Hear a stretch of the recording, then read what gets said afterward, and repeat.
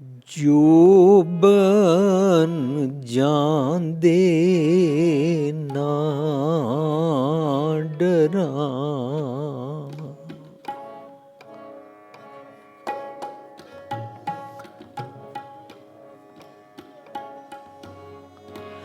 ਜੋ ਬਨ ਜਾਂਦੇ ਨਾ ਡਰਾਂ,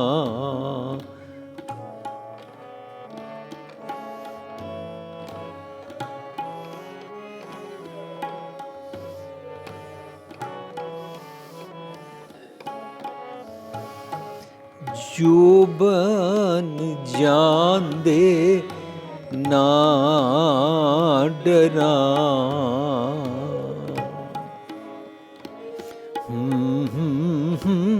ਜੋ ਬਨ ਜਾਂਦੇ ਨਾ ਡਰਾਂ, ਨਾ ਡਰਾਂ, ਨਾ ਡਰਾਂ, ਨਾ ਡਰਾਂ, ਨਾ ਡਰਾਂ, ਨਾ ਡਰਾਂ, ਨਾ ਡਰਾਂ, ਨਾ ਡਰਾਂ, ਜੋ ਬਨ ਜਾਂਦੇ ਨਾ ਡਰਾਂ, ਜੋ ਬਨ ਜਾਂਦੇ ਨਾ ਡਰਾਂ,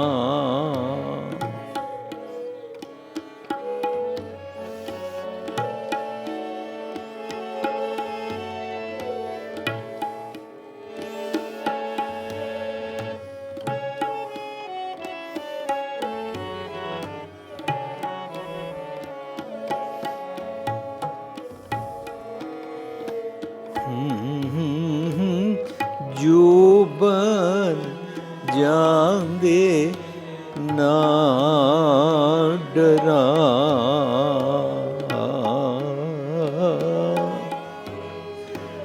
ਜੋ ਬਨ ਜਾਂਦੇ ਨਾ ਡਰਾਂ, ਨਾ ਡਰਾਂ, ਨਾ ਡਰਾਂ, ਨਾ ਡਰਾਂ, ਨਾ ਡਰਾਂ, ਜੋ ਬਨ ਜਾਂਦੇ ਨਾ ਡਰਾਂ, ਜੋ ਬਨ ਜਾਂਦੇ ਨਾ ਡਰਾਂ।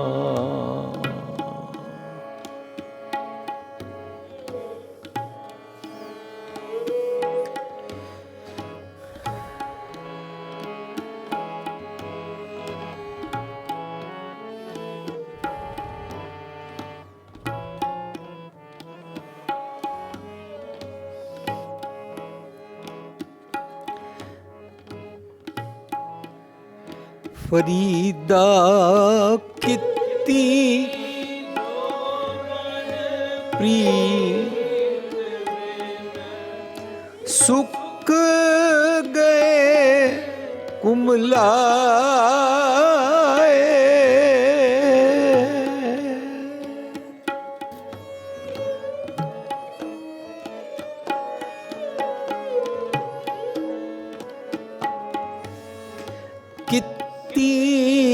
ਜੋ ਬਨ ਪ੍ਰੀ ਫਰੀਦਾ ਕੀਤੀ, ਜੋ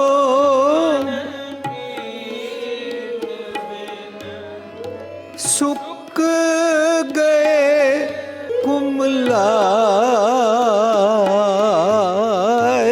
ਸੁੱਕ ਗਏ ਕੁਮਲਾਏ, ਸੁੱਕ ਗਏ ਕੁਮਲਾ, ਜੋ ਬਨ ਜਾਂਦੇ ਨਾ ਡਰਾਂ, ਜੋ ਬਨ ਜਾਂਦੇ ਨਾ ਡਰਾਂ, ਨਾ ਡਰਾਂ, ਨਾ ਡਰਾਂ,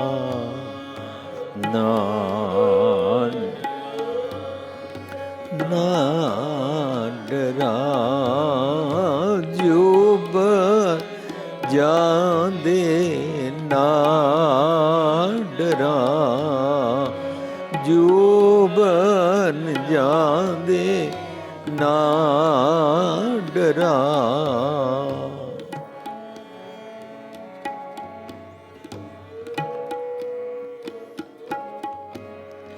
ਜੇ ਸ਼ਹਿ ਪ੍ਰੀਤ ਨ ਜਾਏ, ਜੇ ਸ਼ਹਿ ਪ੍ਰੀਤ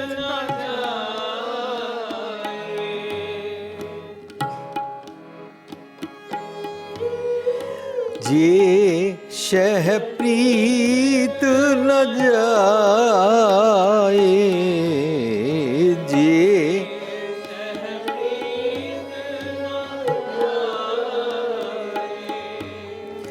ਕਿਤੀ ਜੋਬਨ ਪ੍ਰੀਤ ਬਿਨ,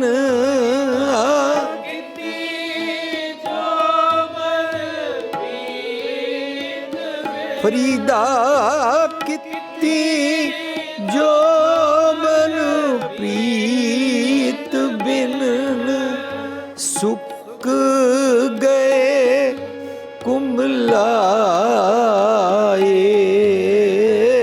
ਸੁੱਕ ਗਏ ਕੁੰਭਲਾਏ, ਜੋਬਨ ਜਾਂਦੇ ਨਾ ਡਰਾਂ, ਜੋਬਨ ਜਾਂਦੇ ਨਾ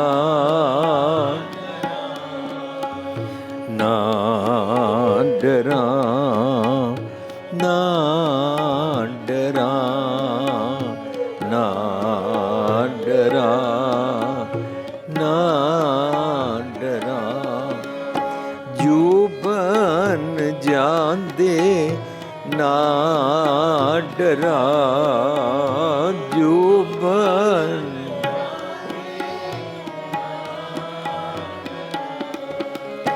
ਜੇ ਸ਼ਹਿ ਪ੍ਰੀਤ ਨ ਜਾਏ, ਜੇ ਸ਼ਹਿ ਪ੍ਰੀਤ ਨ ਜਾਏ, ਕਿਤੀ ਜੋਬਨ ਪ੍ਰੀਤ, ਫਰੀਦਾ ਕਿਤੀ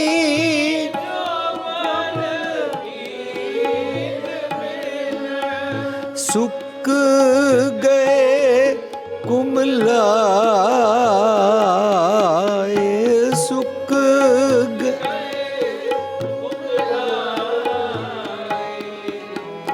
ਜੋਬਨ ਜਾਂਦੇ ਨਾ ਡਰਾਂ, ਜੋਬਨ ਜਾਂਦੇ ਨਾ ਡਰਾਂ, ਜੋਬਨ ਜਾਂਦੇ, ਜੋਬਨ ਜਾਂਦੇ, ਜੋਬਨ ਜਾਂਦੇ ਨਾ ਡਰਾਂ।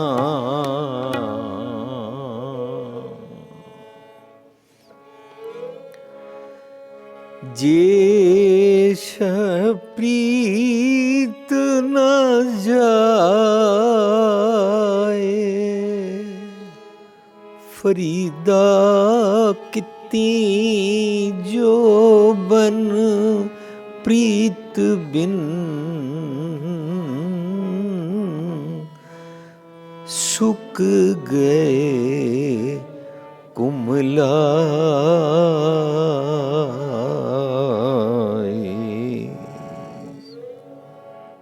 ਪਿਆਰੀ ਸਾਧ ਸੰਗਤ ਜੀ, ਜੋ ਅਸੀਂ ਸ਼ਲੋਕ ਗਾਇਨ ਕੀਤਾ, ਇਸ ਦੀ ਬਾਣੀ ਦੀ ਬਣਤਰ,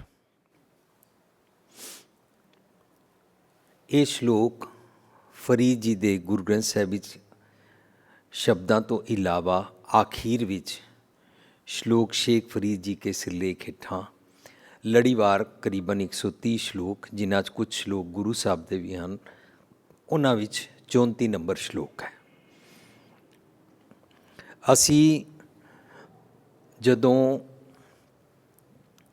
ਬਾਣੀ ਪੜ੍ਹਦੇ ਹਾਂ ਤਾਂ ਸਾਨੂੰ ਬਾਣੀ ਦੀ ਬਣਤਰ ਦਾ ਜਿਤਨਾ ਸੁਭਾਅ ਬਣੇਗਾ ਉਤਨੀ ਬਾਣੀ ਸਾਨੂੰ ਸਮਝ ਆਏਗੀ। ਜਿਹੜੇ ਬਾਣੀ ਦੇ ਅੱਖਰ ਨੇ, ਅਸੀਂ ਇਹਨਾਂ ਨੂੰ ਗੁਰੂ ਨਹੀਂ ਮੰਨਦੇ ਹਾਂ। ਅੱਖਰਾਂ ਨੂੰ ਗੁਰੂ ਨਹੀਂ ਕਿਹਾ ਜਾਂਦਾ। ਬਾਣੀ ਗੁਰੂ, ਗੁਰੂ ਹੈ ਬਾਣੀ। ਬਾਣੀ ਗੁਰੂ ਕਿਸ ਤਰ੍ਹਾਂ ਹੈ, ਇਹ ਗੱਲ ਸਮਝਣੀ ਹੈ। ਬਾਣੀ ਗੁਰੂ, ਗੁਰੂ ਹੈ ਬਾਣੀ ਵਿੱਚ ਬਾਣੀ ਅੰਮ੍ਰਿਤ ਸਾਰੇ ਗੁਰ। ਬਾਣੀ ਕਹਿ ਸੇਵਕ ਜਨ ਮਾਨੈ ਪ੍ਰਤੱਖ ਗੁਰੂ ਨਿਸਤਾਰੇ। ਜਿਹੜਾ ਇਹ ਮੈਨੂੰ ਬਾਣੀ ਗੁਰ ਦੱਸਦੀ ਹੈ ਨਾ, ਜੋ ਤਰੀਕਾ ਦੱਸਦੀ ਹੈ, ਆਪਣੀ ਜੀਵਨ ਜਾਚ, ਆਪਣਾ ਸੁਭਾਅ, ਆਪਣਾ ਐਟੀਟਿਊਡ, ਆਪਣੀਆਂ ਆਦਤਾਂ ਕਿਵੇਂ ਸਪਿਰਿਚੁਅਲ ਕਰਨੀਆਂ, ਉਸ ਗੁਰ ਨੂੰ ਅਸੀਂ ਗੁਰੂ ਸਮਝਦੇ ਹਾਂ। ਅਸੀਂ ਸਤਿਕਾਰ ਵਜੋਂ ਚੰਦੂਆ ਲਗਾਉਂਦੇ ਹਾਂ, ਅਸੀਂ ਸਤਿਕਾਰ ਵਜੋਂ ਰੁਮਾਲਾ ਚੜ੍ਹਾਉਂਦੇ ਹਾਂ, ਅਸੀਂ ਸਤਿਕਾਰ ਵਜੋਂ ਪੀੜੇ 'ਤੇ ਗੁਰੂ ਗ੍ਰੰਥ ਸਾਹਿਬ ਦਾ ਪ੍ਰਕਾਸ਼ ਕਰਦੇ ਹਾਂ, ਅਸੀਂ ਸਤਿਕਾਰ ਵਜੋਂ ਚੌਰ ਕਰਦੇ ਹਾਂ। ਅਸੀਂ ਸਿਰਫ ਸਤਿਕਾਰ ਤੱਕ ਰਹਿਣਾ ਨਹੀਂ ਹੈ। ਸਤਿਕਾਰ ਤਾਂ ਕਰਦੇ ਹੀ ਹਾਂ, ਪਰ ਅਸੀਂ ਆਪਣੇ ਮਾਤਾ ਪਿਤਾ ਦਾ ਸਤਿਕਾਰ ਕਰੀਏ, ਉਹਨਾਂ ਦਾ ਕਹਿਣਾ ਨਾ ਮੰਨੀਏ, ਤਾਂ ਕੋਈ ਇਹ ਨਹੀਂ ਕਹਿ ਰਿਹਾ ਕਿ ਸਤਿਕਾਰ ਵੀ ਨਹੀਂ ਕਰਨਾ ਚਾਹੀਦਾ। ਸਤਿਕਾਰ ਤਾਂ ਕਰਨਾ ਹੈ, ਪਰ ਆਪਣੇ ਮਾਤਾ ਪਿਤਾ ਦਾ ਕਹਿਣਾ ਵੀ ਅਸੀਂ ਮੰਨਦੇ ਹਾਂ, ਤਾਂ ਸਾਡੀ ਰਿਲੇਸ਼ਨਸ਼ਿਪ ਉਹਨਾਂ ਨਾਲ ਠੀਕ ਬਣਦੀ ਹੈ। ਉਹਨਾਂ ਦੇ ਚੰਗੇ ਗੁਣ ਸਾਨੂੰ ਪ੍ਰਾਪਤ ਹੁੰਦੇ ਨੇ। ਇੰਝ ਅਸੀਂ ਗੁਰੂ ਗ੍ਰੰਥ ਸਾਹਿਬ ਜੀ ਦਾ ਸਤਿਕਾਰ ਕਰਦੇ ਹਾਂ, ਲੇਕਿਨ ਸਤਿਕਾਰ ਕਰਦਿਆਂ ਅਸੀਂ ਇਹ ਸੋਚਣਾ ਕਿ ਮੈਂ ਸੀਸ ਨਿਵਾਇਆ ਕਿਆ ਥੀਏ ਜਾਂ ਹ੍ਰਿਦੇ ਕੁਸ਼ੁੱਧੇ ਜਾਏ। ਮੈਂ ਸਿਰਫ ਬਾਹਰੋਂ ਸੀਸ ਹੀ ਨਿਵਾਉਂਦਾ ਰਹਿੰਦਾ ਕਿ ਜਿਹੜਾ ਸੁਨੇਹਾ ਦਿੱਤਾ ਹੈ। ਸੋ ਇਹ ਜਿਹੜੇ ਅੱਖਰ ਨੇ, ਦੇਹਧਾਰੀ ਗੁਰਤਾ ਵਾਲੇ ਕਹਿੰਦੇ ਨੇ ਇਹ ਅੱਖਰ ਖਿਰ ਜਾਏਂਗੇ, ਉਹ ਅੱਖਰ ਇਨਮੇ ਨਾ ਆਏ। ਉਹ ਲਫ਼ਜ਼ ਇਸ ਤਰੀਕੇ ਨਾਲ ਵਰਤਦੇ ਨੇ ਕਿ ਲੋ ਜੀ ਤੁਸੀਂ ਤੇ ਸਰੀਰਕ ਗੁਰੂ ਨੂੰ ਗੁਰੂ ਨਹੀਂ ਮੰਨਦੇ, ਪਰ ਤੁਹਾਡੇ ਇਹ ਲਿਖੇ ਹੋਏ ਅੱਖਰ ਵੀ ਖਿਰ ਜਾਣਗੇ, ਇਹ ਸਿਆਹੀ ਮਿਟ ਜਾਏਗੀ। ਇਸ ਤਰੀਕੇ ਦੀਆਂ ਉਹ ਗੱਲਾਂ ਕਰਦੇ ਨੇ। ਪਰ ਜਿਸ ਇਨਸਾਨ ਨੂੰ ਗੁਰ ਕਾ ਬਚਨ ਬਸਿਆ ਜੀ ਨਾਲੇ ਸਮਝ ਆ ਜਾਂਦਾ ਹੈ, ਉਸ ਦੇ ਮਨ ਉੱਤੇ ਅੱਖਰ ਉਕਰ ਜਾਂਦੇ ਨੇ। ਔਰ ਬਾਣੀ ਦੇ ਵਿੱਚੋਂ ਜਿਹੜਾ ਸਾਨੂੰ ਉੱਚੀ spiritual divine full of virtues ਵਾਲੀ ਜੀਵਨ ਜਾਚ ਦਾ ਸੁਨੇਹਾ ਪ੍ਰਾਪਤ ਹੁੰਦਾ ਹੈ, ਉਸ ਸੁਨੇਹੇ 'ਤੇ ਅਮਲੀ ਤੌਰ 'ਤੇ ਜਿਸ ਤਰੀਕੇ ਨਾਲ, ਜਿਸ ਮੈਥਡ ਨਾਲ ਜੀਂਦੇ ਹਾਂ, ਅਸੀਂ ਉਸ ਨੂੰ ਗੁਰੂ ਕਹਿੰਦੇ ਹਾਂ। ਸੋ ਅਸੀਂ ਆਪਣੇ ਬਾਰੇ ਇਹ ਸੋਚ ਰੱਖਣੀ ਹੈ ਕਿ ਮੈਂ ਕਿਸ ਨੂੰ ਗੁਰੂ ਸਮਝਦਾ। ਬਾਣੀ ਦੇ ਅੱਖਰਾਂ ਦੇ ਪਿੱਛੇ ਜਿਹੜਾ ਹਿਡਨ ਮੈਸੇਜ ਹੈ, ਜੋ ਮੈਸੇਜ ਮੈਨੂੰ ਅਲਟੀਮੇਟਲੀ ਸਮਝ ਆਇਆ, ਔਰ ਮੈਂ ਉਸ 'ਤੇ ਜਦੋਂ ਸਮਝਣ ਤੋਂ ਬਾਅਦ ਟੁਰਿਆ, ਸਮਝਣ ਵਾਸਤੇ ਸਾਨੂੰ ਵਿਚਾਰ ਕਰਨੀ ਪੈਂਦੀ ਹੈ। ਸਿਰਫ ਪਾਠ ਕਰਨ ਨਾਲ ਸਮਝ ਨਹੀਂ ਆਏਗੀ, ਪਾਠ ਕਰਨਾ ਚਾਹੀਦਾ ਹੈ। ਸਿਰਫ ਕੀਰਤਨ ਕਰਨ ਨਾਲ ਸਮਝ ਨਹੀਂ ਆਏਗੀ, ਕੀਰਤਨ ਕਰਨਾ ਚਾਹੀਦਾ ਹੈ। ਅਲਟੀਮੇਟਲੀ ਸਮਝ ਕਿਸ ਤਰ੍ਹਾਂ ਆਏਗੀ? ਬਾਣੀ ਦੀ ਵਿਚਾਰ ਕਰਕੇ ਔਰ ਬਾਣੀ ਦੇ ਦੱਸੇ ਗੁਰ ਨੂੰ ਆਪਣੇ 'ਤੇ ਟੁਕਾ ਕੇ। ਇਸ ਕਰਕੇ ਸਾਨੂੰ ਗੁਰੂ ਗ੍ਰੰਥ ਸਾਹਿਬ ਜੀ ਦੀ ਬਾਣੀ ਦੀ ਬਣਤਰ ਸਿੱਖਣੀ ਚਾਹੀਦੀ ਹੈ। ਬਣਤਰ ਸਿੱਖਣੀ ਚਾਹੀਦੀ ਹੈ ਕਿ ਬਾਣੀ ਕੰਪਾਈਲ ਕਿਸ ਤਰ੍ਹਾਂ ਕੀਤੀ ਗਈ। ਬਣਤਰ ਸਿੱਖਣੀ ਚਾਹੀਦੀ ਹੈ ਕਿ ਬਾਣੀ ਦੇ ਵਿਚਕਾਰ ਗ੍ਰਾਮਰ ਕਿਸ ਤਰ੍ਹਾਂ ਵਰਤੀ ਗਈ ਹੈ। ਬਣਤਰ ਵਿੱਚ ਇਹ ਵੀ ਸਿੱਖਣਾ ਚਾਹੀਦਾ ਹੈ ਇਹਦੇ ਵਿੱਚ ਗਿਣਤੀਆਂ ਕਿਉਂ ਲਿਖੀਆਂ ਹੋਈਆਂ। ਬਣਤਰ ਵਿੱਚ ਇਹ ਵੀ ਸਿੱਖਣਾ ਚਾਹੀਦਾ ਹੈ ਕਿ ਇਹ ਸਿਰਲੇਖ ਕਿਸ ਦਾ ਹੈ। ਇਸ ਤਰੀਕੇ ਦੇ ਨਾਲ ਅਸੀਂ ਇਸ ਨੂੰ ਸਮਝਦੇ ਹਾਂ। ਕਿਹੜੇ ਰਾਗ ਵਿੱਚ ਹੈ, ਇਸ ਰਾਗ ਵਿੱਚ ਕਿਸ ਗੁਰੂ ਪਾਤਸ਼ਾਹ ਦਾ ਸ਼ਬਦ ਉਚਾਰਿਆ ਗਿਆ ਹੈ, ਇਸ ਰਾਗ ਵਿੱਚ ਕਿਹੜੇ ਭਗਤਾਂ ਦੀ ਬਾਣੀ ਆਈ ਹੈ, ਕਿਹਦੀ ਬਾਣੀ ਨਹੀਂ ਆਈ ਹੈ। ਇਸ ਤਰੀਕੇ ਨਾਲ ਅਸੀਂ ਜਦੋਂ ਬਾਣੀ ਖੋਜ ਰਹੇ ਸੀ ਤਾਂ ਸਾਨੂੰ ਪਤਾ ਲੱਗਾ ਨਵਾਂ ਟੌਪਿਕ ਸ਼ੁਰੂ ਹੁੰਦਾ ਹੈ ਤਾਂ ਇੱਕ ਓਮਕਾਰ ਸਤਨਾਮ ਕਰਤਾ ਪੁਰਖ ਨਿਰਭਉ ਨਿਰਵੈਰ ਅਕਾਲ ਮੂਰਤ ਅਜੂਨੀ ਸੈਭੰ ਗੁਰ ਪ੍ਰਸਾਦ ਫੁੱਲ ਫਾਰਮ ਵਿੱਚ ਲਿਖਿਆ ਜਾਂਦਾ ਹੈ। ਔਰ ਨਵਾਂ ਰਾਗ ਸ਼ੁਰੂ ਹੁੰਦਾ ਹੈ ਔਰ ਨਵੇਂ ਅੰਗ ਤੋਂ ਸ਼ੁਰੂ ਹੁੰਦਾ ਹੈ ਔਰ ਸਭ ਤੋਂ ਪਹਿਲਾਂ ਗੁਰੂ ਨਾਨਕ ਸਾਹਿਬ ਦਾ ਸ਼ਬਦ ਹੁੰਦਾ ਹੈ। ਇਸ ਤਰ੍ਹਾਂ ਹੀ ਲੜੀਵਾਰ ਪੰਚਮ ਪਾਤਸ਼ਾਹ ਤੱਕ ਔਰ ਨੌਵੇਂ ਪਾਤਸ਼ਾਹ ਦਾ ਜੇ ਉਹਦੇ ਉਸ ਰਾਗ ਵਿੱਚ ਸ਼ਬਦ ਹੈ ਅਤੇ ਉਹਨਾਂ ਦੀ ਲੜੀ ਔਰ ਗਿਣਤੀ ਲਿਖੀ ਜਾਂਦੀ ਹੈ ਔਰ ਉਸ ਤੋਂ ਬਾਅਦ ਫਿਰ ਭਗਤਾਂ ਦੀ ਬਾਣੀ ਸ਼ੁਰੂ ਹੁੰਦੀ ਹੈ। ਉਸੇ ਟੌਪਿਕ ਉੱਤੇ ਫਿਰ ਗੁਰੂ ਗੁਰੂਆਂ ਦੀ ਬਾਣੀ ਤੋਂ ਬਾਅਦ ਕਬੀਰ ਜੀ ਦੀ ਬਾਣੀ ਸ਼ੁਰੂ ਹੁੰਦੀ ਹੈ। ਇਸ ਤਰੀਕੇ ਦੇ ਨਾਲ ਬਾਣੀ ਰਚੀ ਗਈ ਹੈ। ਉਹਦੇ ਨਾਲ ਕੀ ਹੁੰਦਾ ਹੈ, ਸਾਡੀ ਕੰਸਨਟ੍ਰੇਸ਼ਨ ਬਣਦੀ ਹੈ ਕਿ ਜਿਹੜੇ ਇਸ ਰਾਗ ਦੇ ਇਸ ਟੌਪਿਕ ਨੂੰ ਮੈਂ ਪੜ੍ਹ ਰਿਹਾ, ਅਸੀਂ ਇੱਕ ਪਾਈਪਲਾਈਨ ਦੇ ਅੰਦਰ ਸੋਚਣ ਵਾਸਤੇ, ਵਿਚਾਰਨ ਵਾਸਤੇ ਡੇ ਬਾਈ ਡੇ ਟਿਊਨਡ ਹੁੰਦੇ ਜਾਂਦੇ ਹਾਂ। ਜੇ ਅਸੀਂ ਟਿਊਨਡ ਨਹੀਂ ਹਾਂ ਤਾਂ ਮੇਰਾ ਆਪਣਾ ਜਿਹੜਾ ਤਜਰਬਾ ਹੈ ਉਹ ਸੰਗਤਾਂ ਨਾਲ ਸਾਂਝ ਕਰ ਰਿਹਾ, ਮੈਨੂੰ ਵਰਲਡ ਵਾਈਡ, ਇੰਡੀਆ ਹੀ ਨਹੀਂ ਵਰਲਡ ਵਾਈਡ ਸਭ ਜਗ੍ਹਾ ਜਾਣ ਦਾ ਚਾਂਸ ਮਿਲਦਾ ਹੈ। ਲੋਕੀ ਕੰਸਨਟ੍ਰੇਸ਼ਨ ਨਹੀਂ ਸਿੱਖਦੇ ਨੇ ਤਾਂ ਲੋਕੀ ਕਹਿੰਦੇ ਨੇ ਮੈਡੀਟੇਸ਼ਨ ਕਰਨੀ ਚਾਹੀਦੀ है, बिंदु पे ध्यान टिकाना चाहिए, चौकड़ा मारना चाहिए, माला फेरनी चाहिए। इस किस्म के मैडिटेशन जिससे हमारी कंसनट्रेशन बनेगी, इससे हमारा मन लग जाएगा। लोग इस तरीके ਦੀਆਂ ਗੱਲਾਂ ਕਰਦੇ ਹਨ, ਪਰ ਲੋਕਾਂ ਦੀਆਂ ਇਹਨਾਂ ਗੱਲਾਂ ਤੋਂ ਇਲਾਵਾ ਫਿਰ ਉਹਨਾਂ ਦੇ ਸਿੰਪਟਮਸ ਨਜ਼ਰ ਆਉਂਦੇ ਨੇ ਜਦੋਂ ਇਹ ਸਵਾਲ ਪੁੱਛਦੇ ਨੇ ਜੀ ਮੂੰਗੀ ਦੀ ਦਾਲ ਖਾਣੀ ਚਾਹੀਦੀ ਕਿ ਨਹੀਂ। ਹੁਣ ਅਸੀਂ ਮੂੰਗੀ ਦੀ ਦਾਲ ਦਾ ਆਨਸਰ ਕਰ ਰਹੇ ਹੁੰਦੇ ਆ, ਛੁੱਟਦੇ ਹੀ ਉਹ ਕਹਿੰਦੇ ਮੀਟ ਖਾਣਾ ਚਾਹੀਦਾ ਕਿ ਨਹੀਂ ਖਾਣਾ ਚਾਹੀਦਾ। ਅਸੀਂ ਮੀਟ ਖਾਣ ਦਾ ਆਨਸਰ ਹੀ ਕਰਨ ਲੱਗਦੇ ਹਾਂ ਤਾਂ ਕਹਿੰਦੇ ਕੁੱਠਾ ਖਾਣਾ ਚਾਹੀਦਾ ਕਿ ਕਿਹੜਾ ਕੱਚਾ ਝਟਕਾ ਖਾਣਾ ਚਾਹੀਦਾ। ਅਸੀਂ ਉਸ ਦਾ ਆਨਸਰ ਕਰਨ ਹੀ ਲੱਗਦੇ ਹਾਂ ਅੰਮ੍ਰਿਤ ਵੇਲੇ ਉੱਠਣਾ ਚਾਹੀਦਾ ਕਿ ਨਹੀਂ ਉੱਠਣਾ ਚਾਹੀਦਾ। ਉਹਦਾ ਆਨਸਰ ਕਰਨ ਹੀ ਲੱਗਦੇ ਹਾਂ ਤਾਂ ਇੱਕਦਮ ਸਵਾਲ ਪੁੱਛਦੇ ਨੇ ਅੰਮ੍ਰਿਤ ਛਕਣਾ ਚਾਹੀਦਾ ਕਿ ਨਹੀਂ ਛਕਣਾ ਚਾਹੀਦਾ। ਸਾਧ ਸੰਗਤ ਜੀ, ਇਹ ਦੱਸਦਾ ਹੈ कि मैं जंपिंग मंकी वांगू सवाल ही करने ने, सुनना समझना कुछ भी नहीं है। पर जे सुनना समझना सानू गुरु ग्रंथ साहिब जी की बाणी चो सुन के समझ के उहदे वास्ते सानू आदत पेगी कि एक टॉपिक की गल चल रही है तो असी एक टॉपिक की ही करिए। अपने घरां विच असी इस तरह बिल्कुल देखिए कि करदे किस तरह। ਸਾਡੇ ਘਰਾਂ ਦੇ ਵਿਚਕਾਰ ਆਮ ਤੌਰ 'ਤੇ ਡਾਈਨਿੰਗ ਟੇਬਲ 'ਤੇ ਬੈਠ ਕੇ ਸਾਡੇ ਘਰਾਂ ਵਿੱਚ ਬਾਣੀ ਦੀ ਵਿਚਾਰ ਕਰਨ ਦੀ ਆਦਤ ਬਿਲਕੁਲ ਨਹੀਂ ਹੈ। ਪਰ ਅਫਸੋਸ ਤੇ ਹੈ ਕਿ ਅਸੀਂ ਸਾਰਾ ਟੱਬਰ ਡਾਈਨਿੰਗ ਟੇਬਲ 'ਤੇ ਇਕੱਠੇ ਬੈਠਦੇ ਹੀ ਨਹੀਂ ਹਾਂ। ਸਵੇਰੇ ਸਭ ਨੂੰ ਆਪਣੀ ਜਾਨ ਦੀ ਪਈ ਹੁੰਦੀ ਹੈ। ਲੰਚ ਟਾਈਮ ਵਿੱਚ ਘਰ ਵਿੱਚ ਕੋਈ ਹੁੰਦਾ ਕੋਈ ਨਹੀਂ ਹੁੰਦਾ। ਡਿਨਰ ਟਾਈਮ 'ਤੇ ਸਭ ਦੇ ਆਉਣ ਦਾ ਵੱਖਰਾ ਵੱਖਰਾ ਵੇਲਾ ਹੈ। ਅਸੀਂ ਅਮਰੀਕਾ ਆਪਣੇ ਘਰ ਵਿੱਚ ਸਾਰਿਆਂ ਨੂੰ ਇਕੱਠਿਆਂ ਡਿਨਰ ਟੇਬਲ 'ਤੇ ਲਿਆਉਣ ਵਾਸਤੇ ਇੱਕ ਤਰੀਕਾ ਬਣਾਇਆ ਜੀ, ਸ਼ਾਮੀ ਰਲ ਕੇ ਸੋਦਰ ਰਹਿਰਾਸ ਸਾਹਿਬ ਦਾ ਪਾਠ ਕਰਾਂਗੇ, ਡਿਨਰ ਉਸ ਤੋਂ ਬਾਅਦ ਹੀ ਕਰਾਂਗੇ। ਸੋ ਵੀ ਕੀਪ ਔਨ ਵੇਟਿੰਗ। ਜਿਹੜਾ ਲੇਟ ਹੋਇਆ ਉਹ ਆਈ ਜਾ ਰਿਹਾ, ਸਾਨੂੰ ਰਹਿਰਾਸ ਸਾਹਿਬ ਦੇ ਪਾਠ ਵਿੱਚ ਸਾਰੇ ਟੱਬਰ ਨੂੰ ਜੁਆਇਨ ਕਰਦਾ ਹੈ। ਅਲਟੀਮੇਟਲੀ ਸਾਰਾ ਪਰਿਵਾਰ ਸੋਦਰ ਕਰਕੇ, ਰਹਿਰਾਸ ਸਾਹਿਬ ਕਰਕੇ ਅਸੀਂ ਸਾਰੇ ਇਕੱਠੇ ਡਾਈਨਿੰਗ ਟੇਬਲ 'ਤੇ ਬੈਠ ਜਾਂਦੇ ਹਾਂ। ਡਾਈਨਿੰਗ ਟੇਬਲ 'ਤੇ ਬੈਠਣ ਸਾਰ ਹੀ ਸਾਡੀ ਬਾਣੀ ਦੀ ਵਿਚਾਰ ਸ਼ੁਰੂ ਹੋ ਜਾਂਦੀ ਹੈ। ਅਸੀਂ ਕਦੇ ਆਪਣੇ ਮਾਤਾ ਨਾਲ, ਕਦੇ ਪਿਤਾ ਨਾਲ, ਕਦੇ ਨਾਨਾ ਨਾਲ, ਨਾਨੀ ਨਾਲ, ਘਰ ਆਏ ਬਜ਼ੁਰਗ ਨਾਲ, ਘਰ ਆਏ ਬੱਚੇ ਦੇ ਨਾਲ ਬਾਣੀ ਦੀ ਵਿਚਾਰ ਸ਼ੁਰੂ ਕਰਦੇ ਹਾਂ। ਡਾਈਨਿੰਗ ਟੇਬਲ 'ਤੇ ਵਿਚਾਰ ਸ਼ੁਰੂ ਹੋ ਗਈ। ਬਜਾਏ ਇਸਦੇ ਕਿ ਸਿਰਫ ਸਵਾਦਾਂ ਦੇ ਪੱਟੇ ਅਸੀਂ ਖਾਣ ਵਾਸਤੇ ਹੀ ਖਾਂਦੇ ਹਾਂ। We eat for the heck of eating ਨਹੀਂ, we should sit together to eat. ਪਰ ਅਸੀਂ ਵਿਚਾਰਾਂ ਵਾਸਤੇ ਇਕੱਠੇ ਹੋਇਆ ਕਰੀਏ, ਇੱਕ ਦੂਜੇ ਦਾ ਦੁੱਖ ਫਰੋਲੀਏ। ਮਾਂ ਨੂੰ ਪੁੱਛੀਏ, ਮਾਂ ਜੀ ਮੈਂ ਸਾਰਾ ਦਿਨ ਕੰਮ 'ਤੇ ਗਿਆ ਹੋਇਆ ਸੀ, ਪੜ੍ਹਨ ਗਿਆ ਹੋਇਆ ਸੀ, ਗਈ ਹੋਈ ਸੀ, ਤੁਹਾਡਾ ਦਿਨ ਇਹ ਹਾਲ ਕੀ ਰਿਹਾ, ਤੁਹਾਡੀ ਸਿਹਤ ਕਿਸ ਤਰ੍ਹਾਂ ਰਹੀ, ਤੁਹਾਡੀ ਤਬੀਅਤ ਠੀਕ ਹੈ, ਤੁਸੀਂ ਖਾਣਾ ਖਾਇਆ ਸੀ, ਤੁਸੀਂ ਆਰਾਮ ਕੀਤਾ ਸੀ।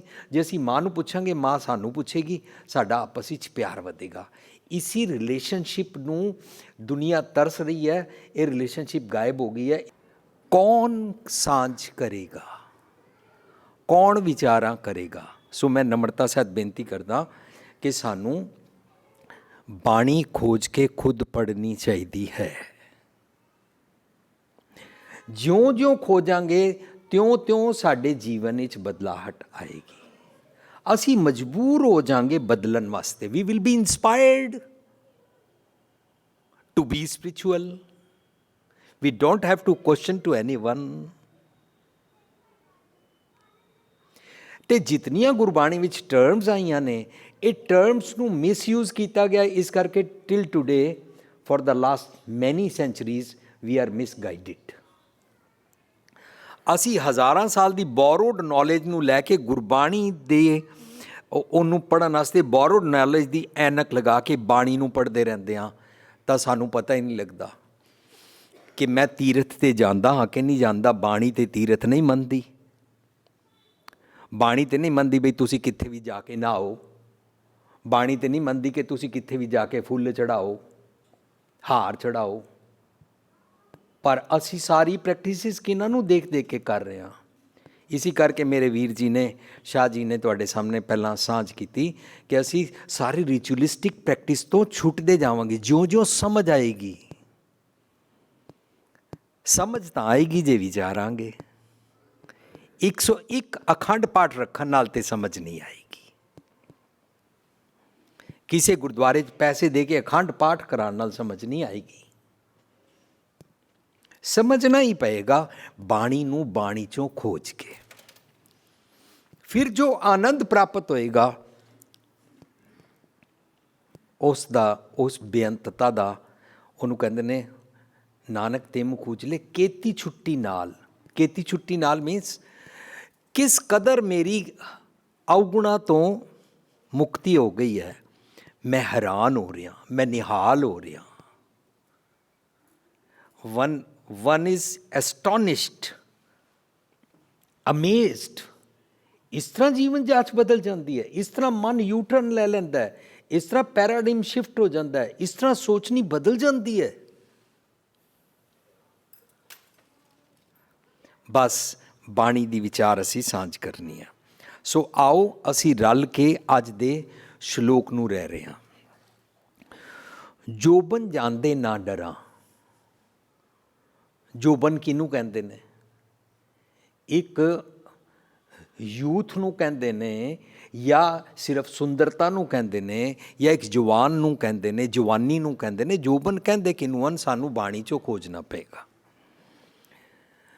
ਜਦੋਂ ਕਦੇ ਵੀ ਕੋਈ ਸਾਡੇ ਘਰ ਦੇ ਵਿੱਚ ਟੀਨੇਜ ਬੱਚਾ ਹੁੰਦਾ ਹੈ, ਉਸ ਟੀਨੇਜ ਬੱਚੇ ਨੂੰ ਬਾਇਓਲੋਜੀਕਲ ਚੇਂਜ ਹੋਣ ਦੇ ਕਾਰਨ ਇਹ ਫੀਲਿੰਗ ਆਉਂਦੀ ਹੈ ਮੈਂ ਸਭ ਤੋਂ ਜ਼ਿਆਦਾ ਸਿਆਣਾ ਹਾਂ। ਫਿਰ ਉਸਨੂੰ ਦੂਜੀ ਫੀਲਿੰਗ ਆਉਂਦੀ ਹੈ ਮੇਰੇ ਮਾਂ ਪਿਓ ਬੈਕਵਰਡ ਮੂਰਖ ਹਨ। ਫਿਰ ਉਹਨੂੰ ਤੀਜੀ ਗੱਲ ਸਮਝ ਆਉਂਦੀ ਹੈ ਮੈਂ ਸਾਰੀ ਦੁਨੀਆ ਵਿੱਚ ਅਫਲਾਤੂਨ ਹਾਂ। ਚੌਥੀ ਗੱਲ ਉਹਦੇ ਦਿਮਾਗ ਵਿੱਚ ਇਹ ਆ ਜਾਂਦੀ ਹੈ ਕਿ ਧਰਮ ਕਰਮ ਦੀ ਕੋਈ ਲੋੜ ਨਹੀਂ ਹੈ, ਮਨ ਸਾਫ਼ ਹੋਣਾ ਚਾਹੀਦਾ। ਇਸ ਤਰੀਕੇ ਦੀ ਫੀਲਿੰਗ ਜਦੋਂ ਉਸ ਬੱਚੇ ਦੇ ਮਨ ਅੰਦਰ ਆਉਂਦੀ ਹੈ ਤਾਂ ਉਸ ਦਾ ਘਰ ਦੇ ਅੰਦਰ ਮਨ ਉਖੜਨਾ ਸ਼ੁਰੂ ਹੋ ਜਾਂਦਾ ਹੈ। ਸਿਬਲਿੰਗਸ ਦੇ ਨਾਲ, ਮੰਮੀ ਪਾਪਾ ਦੇ ਨਾਲ, ਗ੍ਰੈਂਡ ਪੇਰੈਂਟਸ ਦੇ ਨਾਲ ਉਹਦੀ ਬਣਦੀ ਨਹੀਂ ਹੈ। ਖਾਣ ਪੀਣ ਦਾ ਸਵਾਦ ਪੈ ਜਾਂਦਾ, ਫੈਸ਼ਨ ਵੱਲ ਧਿਆਨ ਪੈ ਜਾਂਦਾ, ਹੇਅਰ ਸਟਾਈਲ ਵੱਲ ਧਿਆਨ ਪੈ ਜਾਂਦਾ, ਔਰ ਪੀਅਰਸ ਦਾ ਪ੍ਰੈਸ਼ਰ ਲੈਣਾ ਸ਼ੁਰੂ ਕਰ ਦਿੰਦਾ ਉਹ ਬੱਚਾ। ਇਸ ਅਵਸਥਾ ਨੂੰ ਗੁਰਬਾਣੀ ਵਿੱਚ ਕਹਿੰਦੇ ਨੇ, ਭਾਵੇਂ ਮੁੰਡਾ ਹੈ ਭਾਵੇਂ ਕੁੜੀ ਹੈ, ਜਿਸ ਮਰਜ਼ੀ ਜੈਂਡਰ ਦਾ ਕੋਈ ਇਨਸਾਨ ਹੈ, ਜਿਸ ਮਰਜ਼ੀ ਉਮਰ ਦਾ ਕੋਈ ਇਨਸਾਨ ਹੈ, ਉਸ ਨੂੰ ਗੁਰਬਾਣੀ ਵਿੱਚ ਮੁੰਦ ਜੋਬਨ ਬਾਲੀ ਕਹਿੰਦੇ ਨੇ। ਬਾਲੀ ਦਾ ਮਤਲਬ ਫੀਮੇਲ ਜੈਂਡਰ ਵਿੱਚ ਉਹਦੀ ਮੱਤ, ਟੀਨੇਜ ਸਟਾਈਲ, ਓਵਰ ਕੌਨਫੀਡੈਂਟ, ਪੱਲੇ ਨਹੀਂ ਧੇਲਾ, ਕਰਦੀ ਮੇਲਾ ਮੇਲਾ, ਸਮਝ ਕੁਛ ਵੀ ਨਹੀਂ ਹੈ, ਪਰ ਆਪਣੇ ਆਪ ਨੂੰ ਸਿਆਣਾ ਸਮਝਣਾ ਸ਼ੁਰੂ ਕਰ ਦਿੱਤਾ। ਮੁੰਦ ਜੋਬਨ ਬਾਲੀ। ਅਸੀਂ ਮੰਨ ਲਿਆ ਅੱਜ 40, 50, 60, 70, 80 ਸਾਲ ਦੇ ਹਾਂ। ਜੇ ਅਸੀਂ ਉਸ ਅਵਸਥਾ 'ਚ ਹਾਂ, ਅਸੀਂ ਟੀਨੇਜ ਦੀ ਉਹੀਓ ਅਵਸਥਾ ਦੇ ਭਰਮ ਭੁਲੇਖੇ ਵਿੱਚ ਹਾਂ। ਇਹਨੂੰ ਕਹਿੰਦੇ ਨੇ ਜੋਬਨ।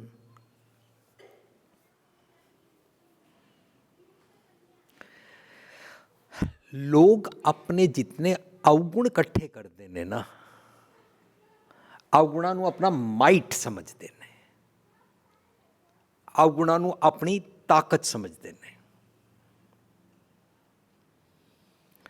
ਪਤੀ ਨੂੰ ਆਪਣੀ ਤਾਕਤ ਤੇ ਮਾਣ ਹੈ, ਉਹ ਕਮਰੇ ਵਿੱਚ ਆਪਣੀ ਪਤਨੀ ਨੂੰ ਘੂਰੀ ਵੱਟ ਕੇ ਦੇਖਦਾ ਹੈ। ਉਹ ਕਮਰੇ ਵਿੱਚ ਆਪਣੀ ਪਤਨੀ ਦੇ ਪੇਕਿਆਂ ਨੂੰ ਬੁਰਾ ਭਲਾ ਕਹਿੰਦਾ ਹੈ। ਪਤਨੀ ਕਮਰਾ ਖੋਲ੍ਹ ਕੇ ਬਾਹਰ ਜਾਣਾ ਚਾਹੁੰਦੀ ਹੈ ਤਾਂ ਉੱਚਾ ਬੋਲਦਾ ਹੈ, ਤੈਨੂੰ ਪਤਾ ਨਹੀਂ ਮੈਂ ਕੀ ਕਰ ਸਕਦਾ। ਉਸ ਨੂੰ ਡਰਾਉਂਦਾ ਹੈ। ਉਹਨੂੰ ਆਪਣੇ ਮਹੱਲੇਦਾਰੀ ਵਿੱਚ ਬਚਪਨ ਤੋਂ ਆਦਤ ਸੀ ਕਿ 4 ਮੁੰਡਿਆਂ ਨਾਲ ਮੈਂ ਲੜ ਕੇ ਆਉਂਦਾ, ਅਤੇ ਅਸੀਂ ਤਾਂ ਸਿੱਖੇ ਹੀ ਆਈ ਸੀ ਬਈ ਲੜ ਕੇ, ਮਾਰ ਕੇ, ਕੁੱਟ ਕੇ ਘਰ ਆ ਜਾਣਾ ਅਤੇ ਆਪਣੀ ਗਲਤੀ ਵੀ ਨਹੀਂ ਮੰਨਣੀ। ਇਹ ਆਦਤ ਉਹਦਾ ਮਾਈਟ ਬਣ ਗਈ। ਇਹ ਆਦਤ ਭਾਵੇਂ ਮੁੰਡੇ 'ਚ ਹੋਵੇ ਭਾਵੇਂ ਕੁੜੀ 'ਚ ਹੋਵੇ, ਉਹ ਆਪਣੇ ਸਪਾਊਸ ਨਾਲ ਇੰਝ ਕਰਦਾ ਹੈ। ਅਤੇ ਕਈ ਪੇਰੈਂਟਸ ਆਪਸ ਵਿੱਚ ਇਸ ਤਰੀਕੇ ਨਾਲ ਕਰਦੇ ਨੇ, ਕਈ ਬੱਚਿਆਂ ਦੇ ਨਾਲ ਕਰਦੇ ਨੇ। ਕਈ ਬੱਚੇ ਕਾਲਜ ਪੜ੍ਹ ਜਾਂਦੇ ਨੇ, ਉਹਨਾਂ ਨੂੰ ਪੜ੍ਹਾਈ ਦਾ ਮਾਣ ਹੁੰਦਾ, ਆਪਣੇ ਪੈਸੇ ਕਮਾਈ ਦਾ ਮਾਣ ਹੁੰਦਾ, ਉਹ ਆਪਣੇ ਮਾਪਿਓ ਨਾਲ ਇਸ ਤਰ੍ਹਾਂ ਮਿਸਬਿਹੇਵ ਕਰਦੇ ਨੇ। ਸੋ ਆਪਣੇ ਅਵਗੁਣਾਂ ਦੀ ਤਾਕਤ ਨੂੰ ਲੋਕੀ ਲੈਟ ਗੋ ਨਹੀਂ ਕਰਨਾ ਚਾਹੁੰਦੇ। ਤੈਨੂੰ ਪਤਾ ਹੈ ਨਾ ਮੈਂ ਕਿੰਨਾ ਉੱਚਾ ਬੋਲ ਸਕਦਾ, ਤੈਨੂੰ ਪਤਾ ਹੈ ਨਾ ਮੈਂ 2 ਲਾ ਵੀ ਦਿੰਦਾ ਹੁੰਦਾ। ਪਤਨੀ ਨੂੰ ਕਹਿ ਰਿਹਾ, ਪਤੀ, ਕਿਸੇ ਜਗ੍ਹਾ ਪਤਨੀ ਵੀ ਕਹਿੰਦੀ ਹੋਏਗੀ, ਕਿਸੇ ਜਗ੍ਹਾ ਮਾਂ ਪਿਓ ਵੀ ਕਹਿੰਦੇ ਹੋਣਗੇ। ਉਹ ਆਪਣੀ ਕਿਹੜੀ ਗੱਲ ਇੰਪੋਜ਼ ਕਰ ਰਿਹਾ? ਆਪਣੇ ਅਵਗੁਣਾਂ ਦੇ ਕਾਰਨ ਕਮਾਇਆ ਹੋਇਆ ਸੁਭਾਅ, attitude, negative attitude, dominating attitude. ਇਹ ਐਟੀਟਿਊਡ ਉਹ ਆਫਿਸ ਅੰਦਰ ਕਰਦਾ ਹੈ ਆਪਣੇ ਥੱਲੇ ਵਾਲਿਆਂ 'ਤੇ। ਜਦੋਂ ਸਾਡੇ ਆਫਿਸਿਸ ਅੰਦਰ ਬੌਸ ਮਿਸਬਿਹੇਵ ਕਰਦਾ ਹੈ, ਜਦੋਂ ਸਾਡੇ ਸਕੂਲਾਂ ਦੇ ਅੰਦਰ ਟੀਚਰ ਮਿਸਬਿਹੇਵ ਕਰਦਾ ਹੈ, ਇਸ ਤਰ੍ਹਾਂ ਆਪਣੇ ਅਵਗੁਣਾਂ ਦੇ ਮਾਈਟ ਨੂੰ ਤਾਕਤ ਸਮਝਣਾ, ਰਿਐਲਿਟੀ ਨਾ ਸਮਝਣਾ, ਇਸ ਵੇਲੇ ਮੈਂ ਹੀ ਖੁਦਾ ਹੂੰ, ਇਹਨੂੰ ਲੋਕੀ ਛੱਡਣਾ ਨਹੀਂ ਚਾਹੁੰਦੇ ਹਨ। ਇਹਨੂੰ ਇਸ ਸ਼ਲੋਕ ਵਿੱਚ ਜੋਬਨ ਕਿਹਾ ਗਿਆ ਹੈ। ਫਰੀਦ ਜੀ ਰੱਬ ਜੀ ਦੀ ਪ੍ਰੀਤ ਦੀ ਅਵਸਥਾ ਵਿੱਚ ਕਹਿ ਰਹੇ ਨੇ, ਮੈਂ ਆਪਣੇ ਅਵਗੁਣਾ ਰੂਪੀ ਮਾਈਟ, ਤਾਕਤ ਦੇ ਜੋਬਨ ਨੂੰ ਜਾਣ ਤੋਂ, ਲੈਟ ਗੋ ਹੋਣ ਤੋਂ, ਹੱਥੋਂ ਛੁਟਕਣ ਤੋਂ ਨਹੀਂ ਡਰਦਾ। ਅੱਛਾ, ਕਾਮਨ ਮੈਨ ਕੀ ਕਰਦਾ ਹੈ? ਕਾਮਨ ਮੈਨ ਕਹਿੰਦਾ ਹੈ, हम फलाने टब्बर के बच्चे हैं, हमारी ये वाली ज़ात है, हम उच्च जातीय हैं। कोई समझ रहे होता है हम नीच जातीय हैं। जात दा अभिमान भावें उच्ची जात वाला होवे, भावें नीवी जात वाला होवे, जात दा अभिमान इन्फीरिटी और सुपीरिटी कॉम्पलैक्स है। ਇਕੁਐਲਿਟੀ ਵੱਲ ਧਿਆਨ ਨਹੀਂ ਹੈ। ਸਮਾਜ ਨੂੰ ਵੰਡਣ ਦੀ ਮਾੜੀ ਆਦਤ ਹੈ, ਬਿਰਤੀ ਹੈ, ਜ਼ਾਤ ਦਾ ਅਭਿਮਾਨ। ਜਿਨ੍ਹਾਂ ਨੂੰ ਜ਼ਾਤ ਦਾ ਅਭਿਮਾਨ ਦਾ ਕੈਂਸਰ ਹੋ ਜਾਂਦਾ ਹੈ, ਸੁਣਿਆ ਕੈਂਸਰ ਹੋ ਜਾਏ ਤੇ ਬੰਦਾ ਜਦੋਂ ਤੱਕ ਮਰ ਨਾ ਜਾਏ ਤਾਂ ਤੱਕ ਕੈਂਸਰ ਛਾਤ ਨਹੀਂ ਛੱਡਦਾ। ਇਸ ਤਰ੍ਹਾਂ ਲੋਕੀ ਆਪਣੀ ਜ਼ਾਤ ਨਹੀਂ ਛੱਡਦੇ। ਜ਼ਾਤ ਵੀ ਇੱਕ ਮਾਈਟ ਹੈ। ਪਹਿਲਾਂ ਮੈਂ ਸਟੇਜ 'ਤੇ ਜ਼ਾਤਾਂ ਦੇ ਨਾਂ ਲੈ ਲੈਂਦਾ ਸੀ। ਜਿਹੜੇ ਉਸ ਜ਼ਾਤ ਵਾਲੇ ਹੁੰਦੇ ਸੀ ਉਹਨਾਂ ਦੇ ਕੰਨ ਬੰਦ ਹੋ ਜਾਂਦੇ ਸੀ। ਉਹ ਮੇਰੇ ਨਾਲ ਗੁੱਸਾ ਕਰਨਾ ਸ਼ੁਰੂ ਕਰ ਦਿੰਦੇ ਸੀ। ਤਾਂ ਤੋਂ ਮੈਂ ਇੱਕ ਤਰੀਕਾ ਅਪਣਾ ਲਿਆ। ਮੈਂ ਜ਼ਾਤ ਦਾ ਨਾਂ ਰੱਖਿਆ ਪਕੌੜਾ। ਅਸੀਂ ਜ਼ਾਤ ਦੇ ਅਭਿਮਾਨੀ ਕਿਸ ਤਰ੍ਹਾਂ ਹੁੰਦੇ ਹਾਂ। ਫਰਜ਼ ਕਰੋ ਮੇਰਾ ਨਾਮ ਹੈ Bhupinder Singh pakora, my last name is pakora. मैंने अपनी ज़ात का नाम रखा हुआ है, फॉर्म पे मैं भरता हूँ your last name pakora, your race जो मर्जी तुहानूं भर लिया। अच्छा जी पकौड़ा। हुण मैं जदों कदी कित्थे भी किसी नूं मिलदा, अच्छा तुसीं पकौड़े हो, असीं भी पकौड़े आ। फलाणे ਉਹ ਪਕੌੜਿਆਂ ਤੋਂ ਨੀਵੀਂ ਜਾਤ ਵਾਲੇ ਨੇ, ਆਓ ਅਸੀਂ ਪਕੌੜਾ ਮਿਲ ਕੇ ਰਿਸ਼ਤਾ ਕਰੀਏ। ਉਹਨਾਂ ਦਾ ਰਿਸ਼ਤਾ ਨਹੀਂ ਲੈਣਾ। ਫਲਾਣੇ ਜੱਟ ਨੇ, ਫਲਾਣੇ ਭਾਪੇ ਨੇ, ਫਲਾਣੇ ਰਾਮਗੜੀਏ ਨੇ, ਫਲਾਣੇ। ਇਸ ਤਰੀਕੇ ਨਾਲ ਜ਼ਾਤ ਅਭਿਮਾਨ, ਲੋਕ ਜ਼ਾਤ ਦਾ ਅਭਿਮਾਨ ਵੀ ਨਹੀਂ ਛੱਡਣਾ ਚਾਹੁੰਦੇ। ਇਹਨੂੰ ਇਸ ਸ਼ਲੋਕ ਵਿੱਚ ਜੋਬਨ ਕਿਹਾ ਗਿਆ ਹੈ। जो अपनी ज़ात का अभिमान छोड़ देगा ना, वो अपने ना के ज़ात नहीं लगाया करेगा। भावें जितना मर्जी मशहूर हो गया, सानू पता ही नहीं मेरी ज़ात की है। मैनू बड़े लोग पूछते हैं तुहाडी ज़ात की है, मैं क्या पता नहीं। ए क्यों नहीं पता? मैं क्या कदे मेरे पापे ने भी नहीं लाई। अच्छा नहीं पिछों किहड़ी ज़ात है पता नहीं। अच्छा ना तुसी की लिखदे हो? जी असीं सिंह लिखदे हां। इन्ने सानू ट्रुथफुल लिविंग वास्ते स्टबन भी हो जाना चाहिए कि मैं अपनी ज़ात नहीं लिखनी, ज़ात नहीं बोलनी। भावें हाँ मैं पकौड़ा, पर नहीं, हमने पकौड़ा छोड़ दिया। तला होता है, गला खराब करता है और बेकार होता है। ਜ਼ਾਤ ਦਾ ਅਭਿਮਾਨ ਮਨੁੱਖਤਾ ਨੂੰ ਵੰਡੀਆਂ ਵਿੱਚ ਪਾਉਂਦਾ ਹੈ। ਜਿਹੜੇ ਲੋਕ ਆਪਣੇ ਨਾਂ ਨਾਲ ਪਕੌੜਾ ਲਾਉਂਦੇ ਨੇ, ਮੈਂ ਉਹਨਾਂ ਕੋਲ ਮਾਫੀ ਮੰਗਦਾ।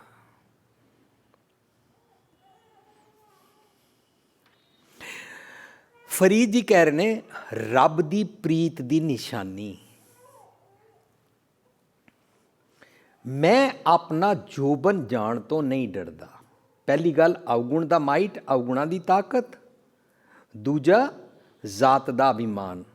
ਤੀਜਾ, ਪੈਸੇ ਦੀ ਤਾਕਤ। ਪੈਸੇ ਦੀ ਤਾਕਤ ਵਾਲਾ ਜਿਹੜਾ ਇਨਸਾਨ ਹੁੰਦਾ ਨਾ, ਉਹ ਗਰੀਬੜਾ ਸੁਭਾਅ ਨਹੀਂ ਹੋ ਸਕਦਾ। ਪੈਸੇ ਦੀ ਤਾਕਤ, ਆਪਣੀ ਪੜ੍ਹਾਈਆਂ ਦੀ ਡਿਗਰੀ ਦੀ ਤਾਕਤ ਨਾ ਛੱਡਣਾ। ਆਈ must compliment mister Shah ji. ਮੈਂ ਇਹਨਾਂ ਨੂੰ ਹੁਣੇ ਥੱਲੇ ਆਫਿਸ ਵਿੱਚ ਕਹਿ ਰਿਹਾ ਸੀ, ਤੁਹਾਡੇ ਗੁਰਦੁਆਰੇ ਵਿੱਚ ਪੋਲੀਟਿਕਸ ਦਾ ਝਗੜਾ ਨਹੀਂ ਹੈ, ਕਾਰਨ ਤੁਹਾਡੀ ਨਿਮਰਤਾ ਇੱਥੇ ਕੰਮ ਕਰ ਰਹੀ ਹੈ। ਤੁਸੀਂ ਲੋਕਾਂ ਨੂੰ ਨਹੀਂ ਕਹਿ ਰਹੇ ਮੈਂ ਆਰਕੀਟੈਕਟ ਹਾਂ, ਤੁਸੀਂ ਲੋਕਾਂ ਨੂੰ ਨਹੀਂ ਕਹਿ ਰਹੇ ਅਸੀਂ ਅਮੀਰ ਹਾਂ, ਤੁਸੀਂ ਕੁਛ ਨਹੀਂ ਕਹਿ ਰਹੇ, ਤੁਸੀਂ ਆਪਣੀ ਤਾਕਤ ਨਹੀਂ ਵਿਖਾ ਰਹੇ। ਰਾਦਰ ਨਿਮਰਤਾ ਗਰੀਬੀ ਵਿੱਚ ਸਾਰੇ ਤੁਹਾਡੇ ਨਾਲ ਰਲ ਕੇ ਚੱਲ ਰਹੇ ਨੇ। ਤਾਕਤ ਵਿਖਾਉਣ ਵਾਲੇ ਪ੍ਰਬੰਧਕ ਆਪਸ ਹੀ ਇੱਕ ਦੂਜੇ ਨੂੰ ਦਿਖਾਵਾ ਕਰਦੇ ਨੇ, ਪਬਲਿਕ ਨੂੰ ਦਿਖਾਵਾ ਕਰਦੇ ਨੇ। ਭਾਈ ਸਾਹਿਬ ਜੀ ਨੂੰ, ਗ੍ਰੰਥੀ ਜੀ ਨੂੰ, ਸੇਵਾਦਾਰ ਜੀ ਨੂੰ, ਰਾਗੀ ਸਿੰਘ ਜੀ ਨੂੰ ਬੜੀ ਬੁਰੀ ਤਰ੍ਹਾਂ ਮਿਸਟਰੀਟ ਕਰਦੇ ਨੇ, ਡੋਮੀਨੇਟ ਕਰਦੇ ਨੇ। ਬੋਲੀ ਉਹਨਾਂ ਦੀ ਵਿਗੜ ਜਾਂਦੀ ਹੈ। ਸੋ ਲੋਕੀ ਇਹ ਵੀ ਤਾਕਤ ਛੋੜਨਾ ਨਹੀਂ ਚਾਹੁੰਦੇ ਨੇ। ਪੈਸੇ ਦਾ ਹੰਕਾਰ ਬਹੁਤ ਜ਼ਬਰਦਸਤ ਸਤਾਉਂਦਾ ਹੈ, that I am something else. ਮੈਂ ਉਹਨਾਂ ਦਾ ਨਾਂ ਨਹੀਂ ਲਵਾਂਗਾ। ਮੈਨੂੰ ਬਾਈ ਚਾਂਸ ਪਤਾ ਹੀ ਨਹੀਂ ਸੀ, ਮੈਂ ਅਮਰੀਕਾ ਤੋਂ ਆਇਆ ਅਤੇ ਮੈਨੂੰ ਇੰਡੀਆ ਕਾਰਾਂ ਦੇ ਭਾਅ ਨਹੀਂ ਸੀ ਪਤਾ। ਉਹਨਾਂ ਦਾ ਬੇਟਾ ਮੇਰੇ ਸਾਹਮਣੇ ਕਾਰ ਲੈ ਕੇ ਆਇਆ ਔਰ ਮੈਂ ਕਹਿ ਦਿੱਤਾ ਕਮ ਅਜ਼ ਕਮ 10 ਲੱਖ ਦੀ ਤਾਂ ਹੋਏਗੀ। ਉਹ ਤਾਂ ਸੜ ਬਲ ਗਏ, ਉਹਨਾਂ ਨੂੰ ਤਾਂ ਬਹੁਤ ਗੁੱਸਾ ਚੜ੍ਹ ਗਿਆ। ਕਿਉਂ? ਕਿਉਂਕਿ ਉਹਨਾਂ ਦੀ ਕਾਰ 20 ਲੱਖ ਦੀ ਸੀ। ਉਹ ਬੜਾ ਮਾਈਂਡ ਕੀਤਾ ਉਹਨਾਂ ਨੇ। ਮੈਂ ਆਪਣੇ ਵੱਲੋਂ ਬੜੀ ਛਾਲ ਮਾਰੀ ਸੀ, ਕਿਉਂਕਿ ਮੈਂ 1.5 ਲੱਖ 2 ਲੱਖ 3 ਲੱਖ ਵਾਲੀਆਂ ਕਾਰਾਂ ਸੁਣੀਆਂ ਸੀ, ਮਾਰੂਤੀ ਤੋਂ ਸ਼ੁਰੂ ਹੋਏ। ਤਾਂ ਅਚਾਨਕ ਕਾਰ, ਮੈਂ ਕਿਹਾ ਇਹ ਤਾਂ ਕਮ ਅਜ਼ ਕਮ 10 ਲੱਖ ਦੀ ਤੁਹਾਡਾ ਕਾਕਾ। ਉਹਨਾਂ ਨੂੰ ਬੜਾ ਮਾਈਂਡ ਹੋਇਆ, ਸਾਡੀ ਤੁਸੀਂ ਵੈਲਿਊ ਘਟਾ ਦਿੱਤੀ। ਕਿਸੇ ਦੇ ਮਕਾਨ ਦੀ ਵੈਲਿਊ ਘਟਾ ਕੇ ਪੇਸ਼ ਕਰੋ ਤਾਂ, ਕਿਸੇ ਦੀ ਜ਼ਾਤ ਪੇਸ਼ ਕਰ ਦਿਓ ਨੀਵੀਂ ਤਾਂ। ਇਸ ਤਰੀਕੇ ਦੇ ਨਾਲ ਲੋਕੀ ਇਸ ਹੰਕਾਰ ਵਿੱਚ ਰਹਿੰਦੇ ਨੇ, ਆਪਣੇ ਆਪ ਨੂੰ ਧਰਮੀ ਅਖਵਾਉਂਦੇ ਨੇ, ਧੂਫ ਅਗਰਬੱਤੀ ਬਾਲਣ ਨੂੰ, ਫੁੱਲ ਚਾੜਨ ਨੂੰ ਰੱਬ ਦੀ ਪ੍ਰੀਤ ਸਮਝਦੇ ਨੇ। ਫਰੀਦ ਜੀ ਰੱਬ ਜੀ ਦੀ ਪ੍ਰੀਤ ਸਮਝਾ ਰਹੇ ਨੇ, ਮੈਂ ਆਪਣਾ ਜੋਬਨ ਛੱਡਣ ਤੋਂ ਨਹੀਂ ਡਰਦਾ, ਚਲਾ ਜਾਏ। ਇਹਦੇ ਲਫ਼ਜ਼ੀ ਜੇ ਅਰਥ ਪਹਿਲਾਂ ਕਰ ਲਈਏ, ਲਫ਼ਜ਼ੀ ਅਰਥ ਇਹਦੇ ਸਮਝ ਜਾਂਦੇ ਨੇ, ਇਹ ਜਿਹੜਾ ਮੇਰਾ ਜੋਬਨ ਜਾ ਰਿਹਾ ਹੈ, ਇਹ ਜਿਹੜਾ ਮੇਰਾ ਯੂਥ ਜਾ ਰਿਹਾ, ਜਿਹੜੇ ਮੇਰੇ ਰਿੰਕਲਸ ਪੈ ਰਹੇ ਨੇ, ਜਿਹੜੇ ਮੇਰੇ ਵਾਲ ਚਿੱਟੇ ਹੋ ਰਹੇ ਨੇ, ਜਿਹੜਾ ਮੇਰਾ ਬੁਢਾਪਾ ਆ ਰਿਹਾ, ਇਹ ਜਾਣ ਤੋਂ ਮੈਂ ਨਹੀਂ ਡਰਦਾ। ਸਾਧ ਸੰਗਤ ਜੀ, ਅਸੀਂ ਇਸ ਤਰੀਕੇ ਦੇ ਫਿਜ਼ੀਕਲ ਲੈਵਲ 'ਤੇ ਅਰਥ ਨਹੀਂ ਕਰਦੇ ਹਾਂ, ਤਾਂ ਕਿ ਯੂਥ ਵੀ, ਹਰ ਉਮਰ ਵਾਲਾ ਵੀ ਆਪਣੇ ਨਾਲ ਰਿਲੇਟ ਕਰ ਸਕੇ। ਇਸ ਕਰਕੇ ਅਸੀਂ ਉਹਦੇ ਭਾਵ ਅਰਥ ਸਮਝਣ ਦਾ ਯਤਨ ਕਰਦੇ ਹਾਂ। ਇਹਦੇ ਲਫ਼ਜ਼ੀ ਲਿਟਰਲ ਅਰਥ ਨੇ, ਮੇਰਾ ਜਿਹੜਾ ਸਰੀਰ ਹੈ ਇਹ ਬੁਢਾਪੇ ਵੱਲ ਜਾ ਰਿਹਾ ਹੈ, ਮੈਂ ਆਪਣੀ ਜਵਾਨੀ ਜਾਣ ਤੋਂ ਨਹੀਂ ਡਰਦਾ। ਜੇ ਸ਼ੋ ਪ੍ਰੀਤ ਨਾ ਜਾਏ, ਜਵਾਨੀ ਭਾਵੇਂ ਚਲੀ ਜਾਏ ਪਰ ਮੇਰੀ ਰੱਬ ਨਾਲ ਪ੍ਰੀਤ ਨਹੀਂ ਜਾਣੀ ਚਾਹੀਦੀ। ਫਰੀਦਾ ਕਿਤਨੀ ਜੋਬਨ ਪ੍ਰੀਤ ਬਿਨ, ਰੱਬ ਜੀ ਦੀ ਪ੍ਰੀਤ ਬਿਨਾਂ ਸੁੱਕ ਗਏ ਕੁਮਲਾਏ। ਕਿਤਨੇ ਯੂਥ, ਕਿਤਨੀ ਨੌਜਵਾਨੀਆਂ ਖਤਮ ਹੋ ਗਈਆਂ। ਹੁਣ ਜਿਹੜਾ ਨੌਜਵਾਨ ਹੁਣੇ ਹੋਇਆ ਹੀ ਨਹੀਂ ਹੈ, ਉਹ ਆਪਣੇ ਨਾਲ ਰਿਲੇਟ ਹੀ ਨਹੀਂ ਕਰ ਸਕਦਾ, ਔਰ ਜਿਸ ਦੀ ਜਵਾਨੀ ਜਾ ਚੁੱਕੀ ਹੈ ਉਹ ਵਿਚਾਰਾ ਤੇ ਲਾਚਾਰ ਮਜਬੂਰ ਹੀ ਹੈ। ਇਸ ਕਰਕੇ ਅਸੀਂ ਸ਼ਬਦਾਂ ਦੇ ਭਾਵ ਸਮਝਣ ਦਾ ਯਤਨ ਕਰਦੇ ਹਾਂ। ਨੈਨੋ ਨੀਰ ਬਹਿ ਤਨ ਖੀਨਾ ਭਏ ਕੇਸ ਦੁਤਵਾਨੀ ਦੇ ਅਰਥ ਅਸੀਂ ਸਰੀਰਕ ਬੁਢਾਪਾ ਨਹੀਂ ਕਰਦੇ ਹਾਂ। ਨੈਨੋ ਨੀਰ ਬਹਿ, ਮੇਰੀਆਂ ਅੱਖਾਂ ਤੋਂ ਤ੍ਰਿਸ਼ਨਾ ਦਾ ਜਲ ਨਿਕਲ ਚੁੱਕਾ ਹੈ, ਜਿਸ ਮਰਜ਼ੀ ਉਮਰ ਦਾ ਹੋਏ। ਤਨ ਖੀਨਾ, ਮੇਰਾ ਤਨ ਹੁਣ ਭੈੜ, ਮੰਦੇ ਕੰਮ, ਮੰਦੇ ਖਿਆਲ, ਮੰਦੀਆਂ ਆਦਤਾਂ ਦੇ ਸੁਭਾਅ ਵੱਲੋਂ ਖੀਣ ਹੋ ਗਿਆ। ਨੈਨੋ ਨੀਰ ਬਹਿ, ਹੁਣ ਮੇਰੀਆਂ ਅੱਖਾਂ ਤੋਂ ਸੰਤੋਖ ਦਾ ਜਲ ਵਗਦਾ ਹੈ। ਨੈਨੋ ਨੀਰ ਬਹਿ ਤਨ ਖੀਨਾ ਭਏ ਕੇਸ ਦੁਦਵਾਨੀ। ਭਏ ਕੇਸ ਦੁਦਵਾਨੀ ਚਿੱਟੇ ਕੇਸਾਂ ਨੂੰ ਨਹੀਂ ਕਹਿੰਦੇ ਨੇ, ਨਹੀਂ ਤਾਂ ਸਾਰੇ ਬੁੱਢੇ ਹੀ ਸਿਆਣੇ ਹੋਣ। ਸਾਧ ਸੰਗਤ ਜੀ, ਕੀ ਸਾਰੇ ਚਿੱਟੇ ਕੇਸਾਂ ਵਾਲੇ ਸਿਆਣੇ ਨੇ? ਨਹੀਂ। ਸਾਰੇ ਚਿੱਟੇ ਕੇਸਾਂ ਵਾਲਿਆਂ ਦੇ ਕਾਰਨ ਅੱਜ ਤੱਕ ਦਾਜ ਪ੍ਰਥਾ ਚੱਲ ਰਹੀ ਹੈ। ਸਾਰੇ ਚਿੱਟੇ ਕੇਸਾਂ ਵਾਲਿਆਂ ਦੇ ਕਾਰਨ ਅੱਜ ਤੱਕ ਜ਼ਾਤ ਪਾਤ ਸਿਸਟਮ ਚੱਲ ਰਿਹਾ ਹੈ। ਸਾਰੇ ਚਿੱਟੇ ਕੇਸਾਂ ਵਾਲਿਆਂ ਦੇ ਕਾਰਨ ਅੱਜ ਉਹਨਾਂ ਨੇ ਹੀ ਪ੍ਰਵਾਨ ਕੀਤਾ ਹੋਇਆ ਕਿ ਸਾਡੇ ਘਰ ਵਿਆਹ ਸ਼ਾਦੀ ਹੋਵੇ ਤਾਂ ਡੀਜੇ ਵੀ ਬੁਲਾਓ, ਸ਼ਰਾਬ ਵੀ ਹੋਏਗੀ, ਡਾਂਸ ਵੀ ਹੋਏਗਾ। ਨਹੀਂ ਤਾਂ ਚਿੱਟੇ ਕੇਸਾਂ ਵਾਲਾ ਹੋਵੇ, ਉਹਨੂੰ ਵਿਜ਼ਡਮ ਹੋਵੇ ਤਾਂ ਉਹ ਕਹੇ ਨਹੀਂ ਮੇਰੇ ਘਰ ਸ਼ਰਾਬ ਨਹੀਂ ਚੱਲ ਸਕਦੀ, ਮੇਰੇ ਪੁੱਤਰ ਦਾ ਵਿਆਹ ਅਸੀਂ ਸ਼ਰਾਬ ਨਹੀਂ ਵਰਤਾਨ ਦਿਆਂਗੇ, ਅਸੀਂ ਡੀਜੇ ਵਾਲਾ ਡਾਂਸ ਕੋਈ ਨਹੀਂ ਕਰਨਾ, ਅਸੀਂ ਨਿਮਰਤਾ ਨਾਲ ਆਨੰਦ ਕਾਰਜ ਕਰਾਉਣ ਆਏ ਹਾਂ। Things can be change. ਪਰ ਚਿੱਟੇ ਕੇਸਾਂ ਨੂੰ ਸਿਆਣਪ ਨਹੀਂ ਕਹਿੰਦੇ ਨੇ, ਵਿਜ਼ਡਮ ਨੂੰ ਸਿਆਣਪ ਚਿੱਟੇ ਕੇਸ ਕਹਿੰਦੇ ਨੇ। ਦੇਖ ਫਰੀਦਾ ਜੋਥੀਆ, ਦਾੜੀ ਹੋਈ ਭੂਰ, ਅੱਗਾ ਨੇੜਾ ਆਇਆ ਪਿੱਛਾ ਰਿਹਾ ਦੂਰ। ਦਾੜੀ ਭੂਰ ਦਾ ਮਤਲਬ ਹੁੰਦਾ ਹੈ ਵਿਜ਼ਡਮ ਆ ਗਈ। ਇਸ ਦਾੜੀ ਨੂੰ ਨਹੀਂ, ਮਨ ਦੀ, ਆਤਮਕ। ਗਰੀਬਾਂ ਉੱਪਰ ਜੇ ਖਿੰਜੇ ਦਾੜੀ, ਪਾਰ ਬ੍ਰਹਮ ਸਾਗਨ ਮੈਂ ਸਾੜੀ। ਗਰੀਬਾਂ ਉੱਪਰ ਖਿੰਜੇ ਦਾੜੀ ਦਾ ਕੀ ਮਤਲਬ ਹੁੰਦਾ ਹੈ? ਜੋ इंसान अपनी किसी प्राप्ति के अगेंस्ट किसी और की पत उतारता है, किसी और को लेट डाउन करता है, किसी और को हीन भावना में डालता है, ਇਹਨੂੰ ਗਰੀਬਾਂ ਉੱਪਰ ਜੇ ਖਿੰਜੇ ਦਾੜੀ ਕਹਿੰਦੇ ਨੇ। ਮੀਨਸ ਉਹਦੀ ਦਾੜੀ ਖਿੱਚੀ, ਮੀਨਸ ਉਸਨੂੰ ਬਰਾਦਰੀ 'ਚ ਇਨਸਲਟ ਕੀਤਾ। ਸੋ ਦਾੜੀ ਪ੍ਰਤੀਕ ਹੈ ਮੇਰੇ ਮਨ ਦੀ ਦਾੜੀ ਦਾ, ਵਰਨਾ ਇਸਤਰੀਆਂ ਦੀ ਦਾੜੀ ਹੁੰਦੀ ਨਹੀਂ। ਅਸੀਂ ਅੰਦਰਲੇ ਅਰਥ ਕਰਦੇ ਹਾਂ। ਨੈਨੋ ਨੀਰ ਬਹਿ ਤਨਖੀਨਾ ਪਏ ਕੇਸ ਦੁਧਵਾਨੀ, ਮੀਨਸ ਮੈਨੂੰ ਵਿਜ਼ਡਮ ਪ੍ਰਾਪਤ ਹੋ ਗਈ। रूह ਦਾ ਕੰਠ ਸ਼ਬਦ ਨਹੀਂ ਉਚਰਿਆ, ਮੇਰੀ ਜ਼ਬਾਨ ਭੈੜੇ ਬੋਲ नहीं उचारती। मैं बाणी पढ़ा और फिर मेरी ज़बान तो गाल निकल जाए, मैं बाणी पढ़ा फिर मैं किसी की निंदा करा ताते भैड़े बोल हो गए। लेकिन बाणी पढ़ के विजडम प्राप्त हुई, रूह दा कंठ शब्द नहीं उचरे। शब्द नहीं उचरे मीन्स मंदे शब्द, मंदे बोल, भैड़ी बोल बाणी नहीं करती। अब क्या करे प्राणी? हुण मन जिहड़ा अशांति च रहिंदा है, अवगुणा वाल रहिंदा है, ਹੁਣ ਉਹ ਵਿਚਕਾਰ ਕੁਛ ਨਹੀਂ ਕਰ ਸਕਦਾ। ਕਾਰਨ ਮੈਨੂੰ ਵਿਜ਼ਡਮ ਪ੍ਰਾਪਤ ਹੋ ਗਈ, ਭਈ ਕੇ ਸੁਧਵਾਨੀ ਹੋ ਗਿਆ। ਸੋ ਸ਼ਬਦ ਦੇ ਅਰਥ ਅੰਦਰਲੇ ਭਾਵ ਸਮਝਦੇ ਹਾਂ। ਸੋ ਅਸੀਂ ਇਸ ਦੇ ਲਫ਼ਜ਼ੀ ਅਰਥਾਂ ਦੇ ਬਦਲੇ ਅੰਦਰ ਦੇ ਅਰਥ ਸਮਝ ਰਹੇ ਹਾਂ। ਅੰਦਰ ਦੇ ਅਰਥ ਸਮਝਣ ਵਾਸਤੇ ਸਾਨੂੰ ਗੁਰਬਾਣੀ ਪੜ੍ਹਨੀ ਪਏਗੀ। ਗੁਰਬਾਣੀ ਪੜ੍ਹ ਕੇ ਆਪਣੇ 'ਤੇ ਟੁਕਾਉਣ ਵਾਸਤੇ ਗੁਰਬਾਣੀ ਦੀ ਟਰਮਸ ਦੇ ਅਨੁਸਾਰ ਸਮਝਣਾ ਪਏਗਾ। ਬਾਹਰਲੇ ਯੂਥ ਦੀ ਗੱਲ ਨਹੀਂ ਚੱਲ ਰਹੀ। ਅਗੇਨ ਹੋਰ ਜੇ ਸਮਝਣਾ ਹੋਵੇ, ਸਿਰ ਕੰਪਿਓ ਪੱਗ ਡਗ ਮਗੈ, ਨੈਣ ਜੋਤ ਤੇ ਹੀਨ। ਸਾਡੀ ਮਹਿਲਾ ਨੋਆਂ ਦੀ 57 ਸ਼ਲੋਕਾਂ ਦੀ ਡਿਟੇਲ ਵਿੱਚ 15 ਦਿਨ ਪ੍ਰੋਗਰਾਮ ਪੱਛਮੀ ਬਿਹਾਰ ਕੀਤਾ ਸੀ, ਉਹਦੀ ਵਿਚਾਰ ਸਾਂਝ ਕੀਤੀ ਸੀ। ਉਹਦੇ ਵਿੱਚ ਇਹ ਸ਼ਲੋਕ ਆਇਆ ਸੀ, ਸਿਰ ਕੰਪਿਓ ਪੱਗ ਡਗ ਮਗੈ ਨੈਣ ਜੋਤ ਤੇ ਹੀਨ। ਇਹਦੀ ਆਮ ਇਹੀ ਵਿਆਖਿਆ ਕੀਤੀ ਜਾਂਦੀ ਹੈ, ਸਿਰ ਕਾਂਪਤਾ रहता है, पैर लड़खड़ाते रहते हैं, नैन ज्योतिहीन, आँखों से कुछ नज़र नहीं आता। ਹੈਲਪਲੈਸਨੈਸ ਵਾਲੀ ਬੁਢਾਪੇ ਦੀ ਅਵਸਥਾ ਬਿਆਨ ਕਰ ਦਿੱਤੀ। ਆਮ ਨੌਜਵਾਨ ਉਹਦੇ ਨਾਲ ਰਿਲੇਟ ਹੀ ਨਹੀਂ ਕਰ ਸਕਦਾ। ਅਸੀਂ ਗੱਲਾਂ ਕਰਦੇ ਹਾਂ ਜਿਸ ਦਿਨ ਮਰ ਜਾਏਗਾ, ਮਰਨ ਤੋਂ ਬਾਅਦ ਜੰਮ ਘਸੀਟ ਕੇ ਲੈ ਜਾਣਗੇ, ਉਹ ਤਾਂ ਬਹੁਤ ਹੀ दूर ਦੀ ਗੱਲ है। इसी जन्म में हम ये फील नहीं कर पाते हैं। ਸੋ ਉੱਥੇ ਸਿਰ ਕੰਪਿਓ ਪੱਗ ਡਗ ਮਗੈ ਦਾ ਮਤਲਬ ਹੁੰਦਾ ਸਿਰ ਕੰਪਿਓ। ਜਦੋਂ ਮੈਂ ਹਾਂ ਤੇ ਨੌਜਵਾਨ ਤੇ ਭਾਵੇਂ ਉਮਰ ਦਾ ਜਿਸ ਮਰਜ਼ੀ ਪੜਾਅ 'ਤੇ, ਜੇ ਮੈਂ ਕਨਫਿਊਜ਼ਡ ਰਹਿੰਦਾ ਹਾਂ, ਮੈਂ ਠੀਕ ਡਿਸੀਜ਼ਨ ਨਹੀਂ ਲੈ ਪਾਉਂਦਾ ਹਾਂ, ਉਹਨੂੰ ਸਿਰ ਕੰਪਿਓ ਕਹਿੰਦੇ ਨੇ। क्या करें जी, मजबूर हैं, कन्फ्यूज़ड हैं, क्या करें, बच्चे नहीं मानते, क्या करें, समझ नहीं आ रही, सब्जेक्ट कौन सा ले, डॉक्टर बने, इंजीनियर बने, हर वेले कन्फ्यूज़ड। सिर कंपियो पग डग मगै। जिन्हां दे सिर कन्फ्यूज़ड रहंदे ने, उन्हां दे पैर लड़खड़ाते रहंदे, सच दे मार्ग ते नहीं टुरदे ने। सिर कंपियो पग डग मगै नैन ज्योतिहीन, दे डोंट हैव विजन। ਸਾਡੇ ਕੋਲ ਵਿਜ਼ਨ ਹੀ ਨਹੀਂ ਹੈ।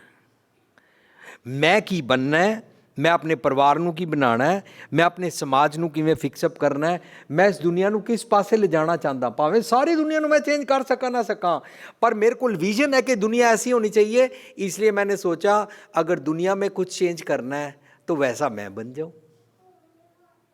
सारी दुनिया तो चेंज नहीं होगी। Charity begins at home. ठीक है, you want any change, then have that change in your self. आप सवार हैं, मैं मिला, मैं मिलिया सुख होए। ਸੋ ਜਦੋਂ ਜੋਬਨ ਯੂਥ ਦਾ ਹੰਕਾਰ ਹੁੰਦਾ ਹੈ, ਜੋਬਨ ਵਿੱਚ ਜਿਸ ਨੂੰ ਲੋਕੀ ਛੋੜਨਾ ਨਹੀਂ ਚਾਹੁੰਦੇ ਨੇ, ਲਿਸਨਿੰਗ ਨਹੀਂ ਹੁੰਦੀ ਹੈ, ਉਦਮ ਨਹੀਂ ਹੁੰਦਾ ਹੈ, ਪੱਗ ਡਗਮਗ ਹੈ, ਚੰਗੇ ਕੰਮਾਂ ਵਾਸਤੇ ਉਦਮ ਨਹੀਂ ਹੈ। ਤੁਸੀਂ ਆਪਣੇ ਬੱਚੇ ਨੂੰ ਕਹਿ ਕੇ ਦੇਖ ਲਓ, ਬੇਟਾ ਸਵੇਰੇ ਉਠੋ, ਅੰਮ੍ਰਿਤ ਵੇਲੇ ਉੱਠ ਕੇ ਨਹਾ ਲਓ, ਅੰਮ੍ਰਿਤ ਵੇਲੇ ਉੱਠ ਕੇ ਦਾਦੀ ਨੂੰ ਮੱਥਾ ਟੇਕ ਲਓ, ਅੰਮ੍ਰਿਤ ਵੇਲੇ ਉੱਠ ਕੇ ਨਹਾ ਧੋ ਕੇ ਪਾਠ ਕਰੀਏ, ਆਓ ਅੰਮ੍ਰਿਤ ਵੇਲੇ ਉੱਠ ਕੇ ਗੁਰਦੁਆਰੇ ਜਾਈਏ। ਨਹੀਂ, ਉਹ ਸੁੱਤਾ ਰਹੇਗਾ 11-12 ਵਜੇ ਤੱਕ। ਚੰਗੇ ਕੰਮ ਵਾਸਤੇ ਉਦਮ ਨਹੀਂ ਹੈ। ਅਤੇ ਜੇ ਮੈਂ 60, 70, 80, 90 ਸਾਲ ਦਾ ਹੋ ਜਾਵਾਂ ਔਰ ਮੈਂ ਉਦਮ ਨਾ ਕਰਾਂ ਤਾਂ ਮੈਂ ਬੁਢਾਪੇ ਦੀ ਅਵਸਥਾ 'ਚ ਹਾਂ, ਭਾਵੇਂ ਮੈਂ 10-12 ਸਾਲ ਦਾ ਹੋਵਾਂ, ਮੈਂ ਬੁਢਾਪੇ ਦੀ ਅਵਸਥਾ 'ਚ ਹਾਂ। ਉਦਮ ਨਹੀਂ ਹੁੰਦਾ। ਅਵਗੁਣ ਪੀਕ 'ਤੇ ਹੁੰਦੇ ਨੇ, ਬੈਡ ਹੈਬਿਟਸ ਪੀਕ 'ਤੇ ਹੁੰਦੀਆਂ ਨੇ, ਔਰ ਬੈਡ ਹੈਬਿਟਸ ਨੂੰ ਉਹ ਆਪਣਾ ਜੋਬਨ ਸਮਝਦਾ ਹੈ, ਐਂਡ ਅਨਸਟੇਬਲ ਸੁਭਾਅ ਹੁੰਦਾ ਹੈ। ਜੇ ਮੇਰਾ ਇਸ ਉਮਰ ਵਿੱਚ ਅਨਸਟੇਬਲ ਸੁਭਾਅ ਹੈ ਤਾਂ ਮੈਂ ਆਪਣਾ ਜੋਬਨ ਨਹੀਂ ਜਾਣ ਦੇਣਾ ਚਾਹ ਰਿਹਾ। ਜੋਬਨ ਜਾਂਦੇ ਨਾ ਡਰਾਂ। ਫਰੀਦ ਜੀ ਬੜੀ ਉੱਚੀ ਅਵਸਥਾ ਵੱਲ ਸਾਨੂੰ ਉਂਗਲ ਪਕੜ ਕੇ ਆਸਤਾ ਆਸਤਾ ਲਿਜਾ ਰਹੇ ਨੇ। ਸਮਾਜ ਦਾ ਜੋਬਨ ਖਰਾਬ ਹੈ, ਸਮਾਜ ਵਿੱਚ ਡਰੱਗ ਚੱਲਦੀ ਹੈ, ਨਸ਼ਾ ਚੱਲਦਾ ਹੈ। ਸਮਾਜ ਦਾ ਜੋਬਨ ਖਰਾਬ ਹੈ ਤਾਂ ਸਮਾਜ ਆਪਣੇ ਹੰਕਾਰ ਵਿੱਚ ਡਾਂਸ ਕਰਦਾ ਹੈ, ਸਮਾਜ ਡਾਊਰੀ ਸਿਸਟਮ ਵਿੱਚ ਰਹਿੰਦਾ ਹੈ, ਸਮਾਜ ਜ਼ਾਤ ਪਾਤ ਦੇ ਸਿਸਟਮ ਵਿੱਚ ਰਹਿੰਦਾ ਹੈ। ਇਸ ਤਰ੍ਹਾਂ ਸਮਾਜ ਦਾ ਸਮੁੱਚਾ ਸਮਾਜ ਦੇ ਨਾਲ ਦੁਨੀਆ ਬਣਦੀ ਹੈ। ਸੋ ਦੁਨੀਆ ਗੜਬੜ ਹੋਈ ਹੈ, ਸਾਰੀ ਦੁਨੀਆ ਦਾ ਜੋਬਨ ਜਾਣ ਨਹੀਂ ਦੇ ਰਹੀ ਦੁਨੀਆ। ਇਹ ਬੜੀ ਮਾਮੂਲੀ ਗੱਲਾਂ ਨੇ, ਕੇਸ ਰੰਗੇ ਨਹੀਂ। ਕੇਸ ਰੰਗੇ ਤੇ ਬਹੁਤ ਬਾਰੀਕੀ ਦੇ ਨਾਲ ਜਦੋਂ ਅਸੀਂ ਜਾ ਕੇ ਦੇਖਦੇ ਹਾਂ, ਬੜਾ ਸਮੌਲ ਜਿਹਾ ਫੰਡਾਮੈਂਟਲ ਹੈ। ਹੋਰ ਬਹੁਤ ਸਾਰੀਆਂ ਗੱਲਾਂ ਨੇ। ਅਸੀਂ ਤਾਂ ਬਸ ਕਿਸੇ ਨੂੰ ਓਏ ਤੂੰ ਵਾਲ ਕਿਉਂ ਰੰਗਣੇ, ਤੂੰ ਵਾਲ ਕਿਉਂ ਰੰਗਣੇ, ਬਸ ਇੱਥੇ ਤੱਕ ਹੀ ਗੱਲਾਂ ਕਰਦੇ ਪਏ ਹਾਂ। ਪਰ ਮੈਂ ਆਪਣੇ ਬਾਰੇ ਸੋਚਾਂ, ਮੈਂ ਆਪਣੇ ਜਵਾਨੀ ਨੂੰ ਕਿਸ ਤਰ੍ਹਾਂ ਪਕੜ ਕੇ ਰੱਖਿਆ ਹੋਇਆ ਹੈ। ਜਵਾਨੀ ਮੀਨਸ ਜੋਬਨ, ਜੋਬਨ ਮੀਨਸ ਯੂਥ, ਯੂਥ ਮੀਨਸ ਅਵਗੁਣਾਂ ਦੀ ਪੀਕ, ਅਵਗੁਣ ਛੱਡਣੇ ਨਹੀਂ ਨੇ। ਜੋਬਨ ਮੀਨਸ ਆਪਣੇ ਭੈੜੇ ਖਿਆਲਾਂ ਦੀਆਂ ਆਦਤਾਂ, ਮਾਈਟ ਛੱਡਣਾ ਨਹੀਂ ਹੈ, ਆਪਣਾ ਸਟੇਟਸ ਨਹੀਂ ਛੱਡਣਾ। ਜਿਹੜੇ ਸਟੇਟਸ ਨਹੀਂ ਛੱਡਣਾ ਚਾਹੁੰਦੇ ਨਾ, ਉਹ ਕਹਿੰਦੇ ਨੇ ਮੈਨੂੰ ਕਿਉਂ ਨਹੀਂ ਪੁੱਛਿਆ, ਮੇਰੇ ਪੁੱਛੇ ਬਗੈਰ ਘਰ ਵਿੱਚ ਪੱਤਾ ਕਿਵੇਂ ਹਿੱਲ ਗਿਆ, ਮੇਰੇ ਪੁੱਛੇ ਬਗੈਰ ਇਹ ਡਾਈਨਿੰਗ ਟੇਬਲ ਦੀ ਕੁਰਸੀ ਇੱਥੋਂ ਕਿਵੇਂ ਹਿੱਲ ਗਈ। ਇਸ ਤਰ੍ਹਾਂ ਸੋ ਜੋਬਨ ਦੇ ਹੰਕਾਰ ਵਿੱਚ ਮਨ ਕੀ ਮੱਤ ਅਤੇ ਅਵਗੁਣ ਛੱਡਣ ਵੱਲ ਧਿਆਨ ਪੈਂਦਾ ਹੀ ਨਹੀਂ। ਜੇ ਸਾਡਾ ਧਿਆਨ ਨਹੀਂ ਪੈਂਦਾ, ਸਾਧ ਸੰਗਤ ਜੀ ਮੈਂ ਅਸਿਊਮ ਕਰ ਰਿਹਾ, ਜੇ ਸਾਡਾ ਧਿਆਨ ਨਹੀਂ ਪੈਂਦਾ ਅਸੀਂ ਸ਼ਬਦ ਵਿਚਾਰ ਬਿਲਕੁਲ ਨਹੀਂ ਸੁਣਾਂਗੇ। ਸਾਡਾ ਧਿਆਨ ਨਹੀਂ ਪੈਂਦਾ ਅਸੀਂ ਨਗਰ ਕੀਰਤਨ ਵਿੱਚ ਬਿਲੀਫ ਰੱਖਾਂਗੇ। ਸਾਡਾ ਧਿਆਨ ਨਹੀਂ ਪੈਂਦਾ ਸਾਡੇ ਕੋਲ ਨਗਰ ਕੀਰਤਨ ਕਰਾ ਲਓ, ਸਾਡੇ ਕੋਲ ਪ੍ਰਭਾਤ ਫੇਰੀ ਕਰਾ ਲਓ, ਸਾਡੇ ਕੋਲ ਫੁੱਲ ਚੜਵਾ ਲਵੋ, ਸਾਡੇ ਕੋਲੋਂ ਵਿਖਾਵੇ ਦੇ ਰੁਮਾਲੇ ਚੜਵਾ ਲਵੋ, ਸਾਡੇ ਕੋਲੋਂ ਵਿਖਾਵੇ ਦਾ ਲੰਗਰ ਕਰਾ ਲਓ, ਸਾਡੇ ਕੋਲੋਂ ਮੱਥਾ ਟਿਕਵਾ ਕੇ ਇਸ ਤਰ੍ਹਾਂ ਘੁੰਮ ਕੇ ਚਲੇ ਜਾਣਾ ਕਰਾ ਲਵੋ। ਲੇਕਿਨ ਅਸੀਂ ਆਪਣੇ ਬਾਰੇ ਕੁਝ ਸਿੱਖਣ ਸਮਝਣ ਦਾ ਉਦਮ ਕਰਾਂਗੇ ਹੀ ਨਹੀਂ। ਇਹਨੂੰ ਕਹਿੰਦੇ ਨੇ ਜੋਬਨ ਜਾਂਦੇ ਨਾ ਡਰਾਂ। ਬਲਕਿ ਈਵਲਸ ਵੱਲ, ਅਸ਼ਲੀਲਤਾ ਵੱਲ, ਲੋਕ ਵਿਖਾਵਾ ਵੱਲ, ਫੈਸ਼ਨ ਵੱਲ, ਆਪਣੇ ਪੀਅਰਸ ਵੱਲ ਧਿਆਨ ਰਹਿੰਦਾ ਹੈ। ਅਤੇ ਅਫਸੋਸ ਦੀ ਗੱਲ, ਅਸੀਂ ਐਂਟੀ ਪੇਰੈਂਟਸ ਹੋ ਜਾਂਦੇ ਹਾਂ। ਅਸੀਂ ਆਪਣੇ ਮਾਤਾ पिता ਦੇ ਬਰਖਲਾਫ ਹੋ ਜਾਂਦੇ हैं। क्यों? क्योंकि माता पिता, दादा दादी, नाना नानी बोलेंगे बेटा ये काम नहीं करते हैं, ये अच्छी बात नहीं है, ये अच्छी आदत नहीं है, हमको पसंद नहीं है। वो बोलते हैं ब्रश करके सोया करो, हमें पसंद नहीं है। वो बोलते हैं सुबह उठ के नहाया करो, हमें पसंद नहीं है। वो बोलते हैं अपनी आँखें साफ़ कर लो, तुम्हारा फ़ोन और कंप्यूटर पे कर कर के टीवी देख देख के आँखें ख़राब हो जाएंगी, हमें पसंद नहीं है। वो बोलते हैं रात को देर मत जागा करो, हमें पसंद नहीं है। ਇਸ ਤਰ੍ਹਾਂ ਅਸੀਂ ਆਸਤਾ ਆਸਤਾ, ਜੋਬਨ ਹੈ ਨਾ, ਮੁੰਜੋਬਨ ਵਾਲੀ ਹੈ, ਟੀਨੇਜ ਦਾ ਭਰਮ ਹੈ, ਅਸੀਂ ਮੰਮੀ ਪਾਪਾ ਤੋਂ ਐਂਟੀ ਹੋ ਜਾਂਦੇ ਹਾਂ।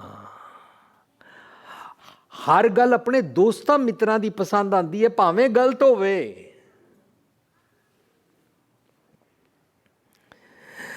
ਵੱਡੀ ਉਮਰ 'ਚ ਵੀ ਬਾਹਰਲੇ ਰੂਪ ਸ਼ਿੰਗਾਰ 'ਚ ਜਦੋਂ ਅਸੀਂ ਮਸਤ ਰਹਿੰਦੇ ਹਾਂ, ਮੈਂ ਆਪਣੇ ਚਾਰੋਂ ਪਾਸੇ ਦੁਨੀਆ ਨੂੰ ਦੇਖ ਰਿਹਾ, ਲੋਕੀ ਵਿਆਹ ਸ਼ਾਦੀ 'ਚ ਕਿਸ ਤਰੀਕੇ ਦੇ ਨਾਲ,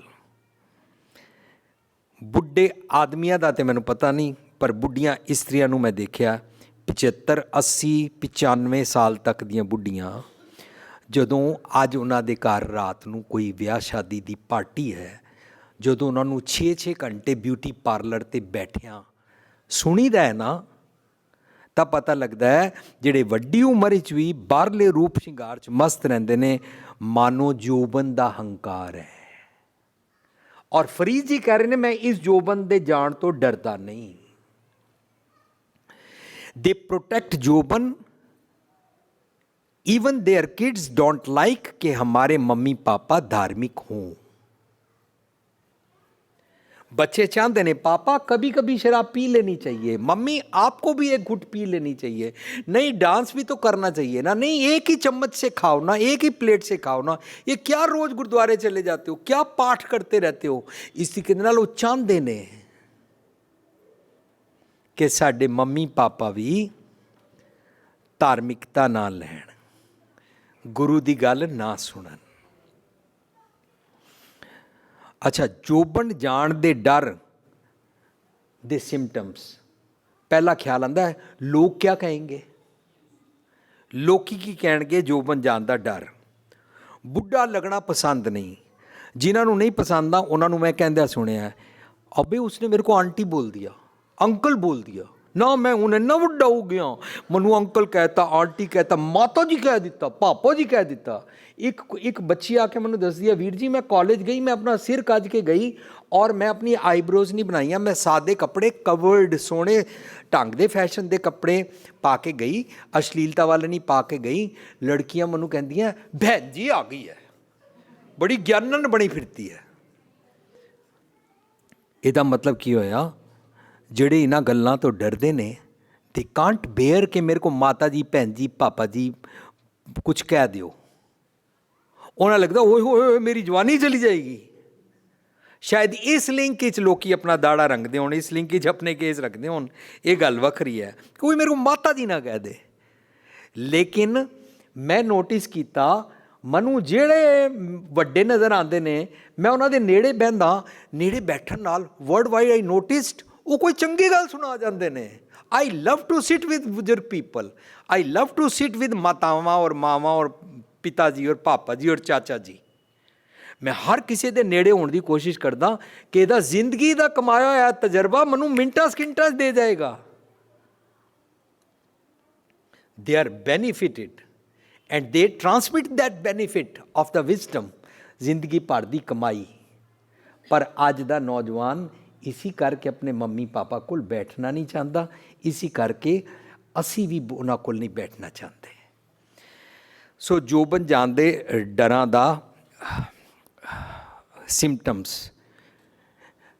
मैनू लोकी पार्टी च की कहणगे ना, जे मैं इंज तैयार होके ना गया, इंज तैयार होके ना गई, लोकी मेरे वाल तकण गई नहीं। साध संगत जी, आप जी की इन्फॉर्मेशन वास्ते मैं भी तुहाडे वांगू ही गृहस्थी जीवन जींदा, और मैं आए दिन रोज़ रोज़ विआह शादियां पार्टियां अटेंड नहीं करता, पर फिर भी क्योंकि मैं तुहाडे वांगू ही गृहस्थी जीवन ही हाँ, फिर भी कुछ विआह शादियां पार्टियां कुछ समय बाद अटेंड करता रहता, ताकि मैनू पता लगता रहे कि मार्केट विच लोकी किस तरह विगड़ रहे हैं, लोग अवगुणा की गंठड़ी किस तरह बन रहे हैं। साफ बाणी दस रही है, लोग अवगुणा की बन्ने गंठड़ी,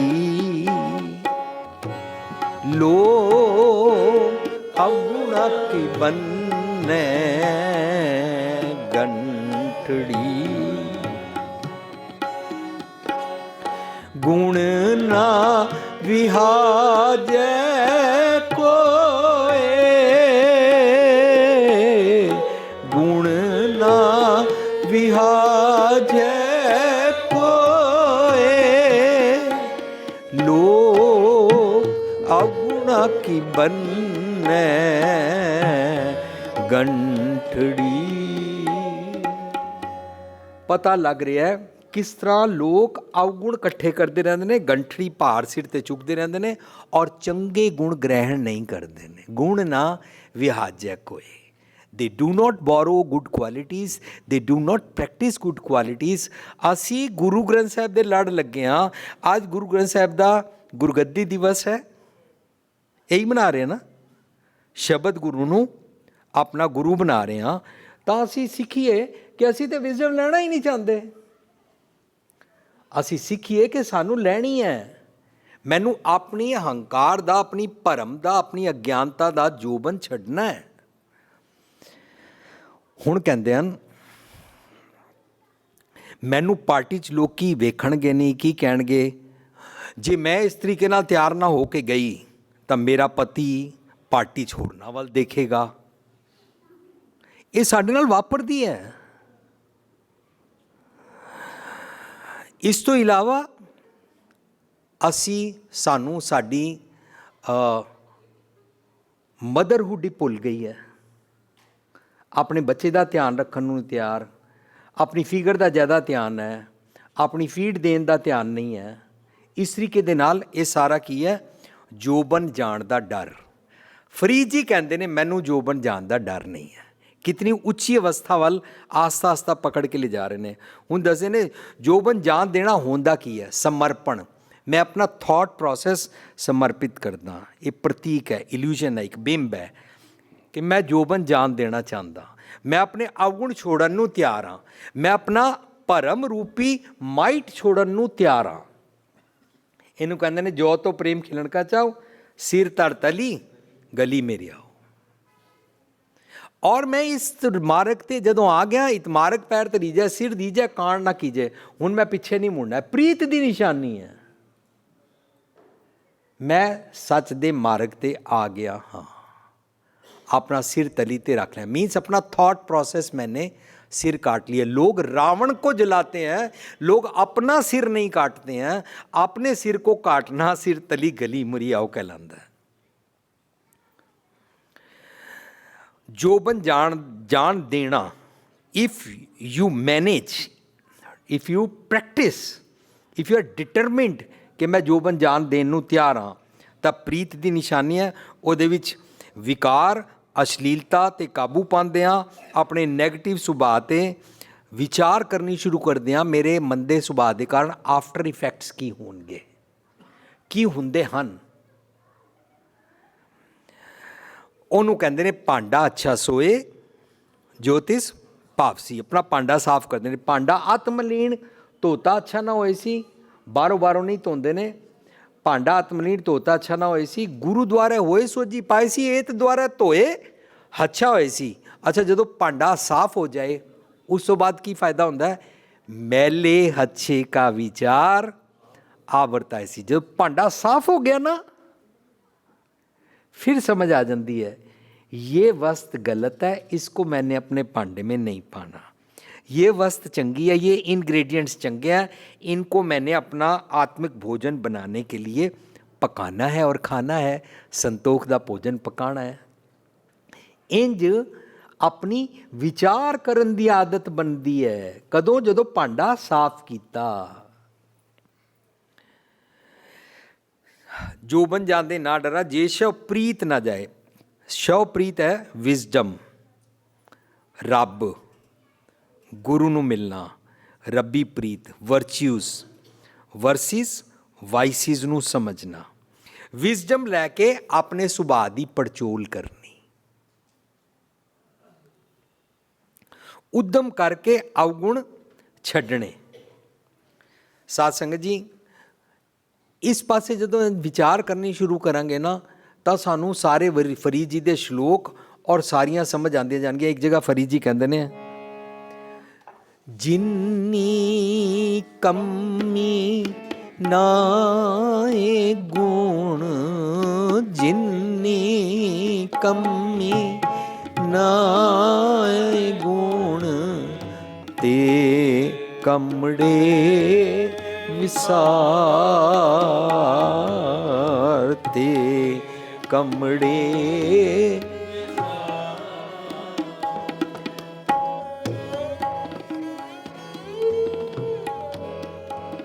ਫਰੀਦਾ ਜਿੰਨੀ ਕਮੀ ਨਾਏ ਗੁਣ, ਜਿੰਨੀ ਕਮੀ ਨਾਏ ਗੁਣ, ਤੇ ਕਮੜੇ ਵਿਸਾਰ,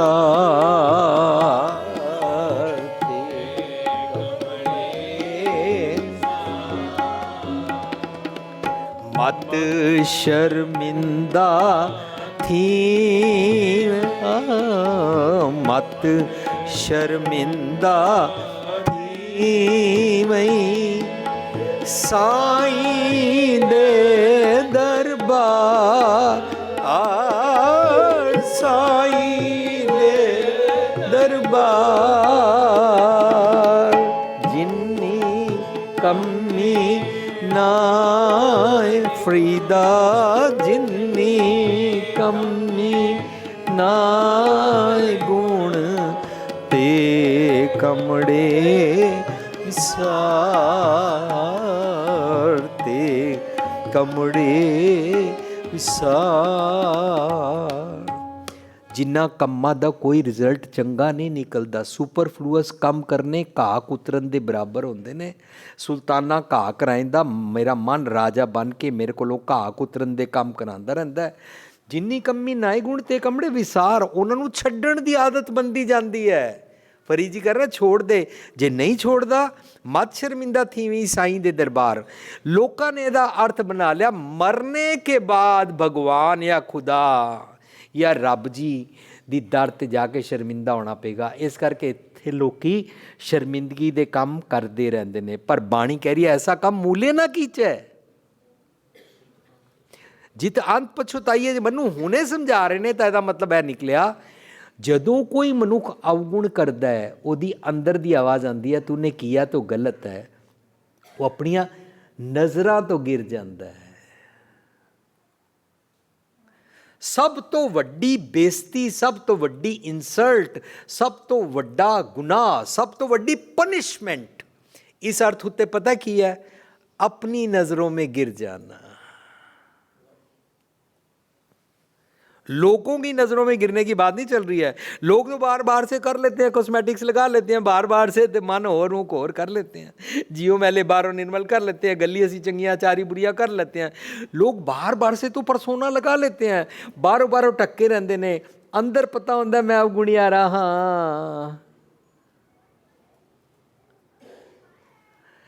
अंदर ख्याल होंदा है कि मेरे सौरे कुछ दे जान, देंदे क्यों नहीं।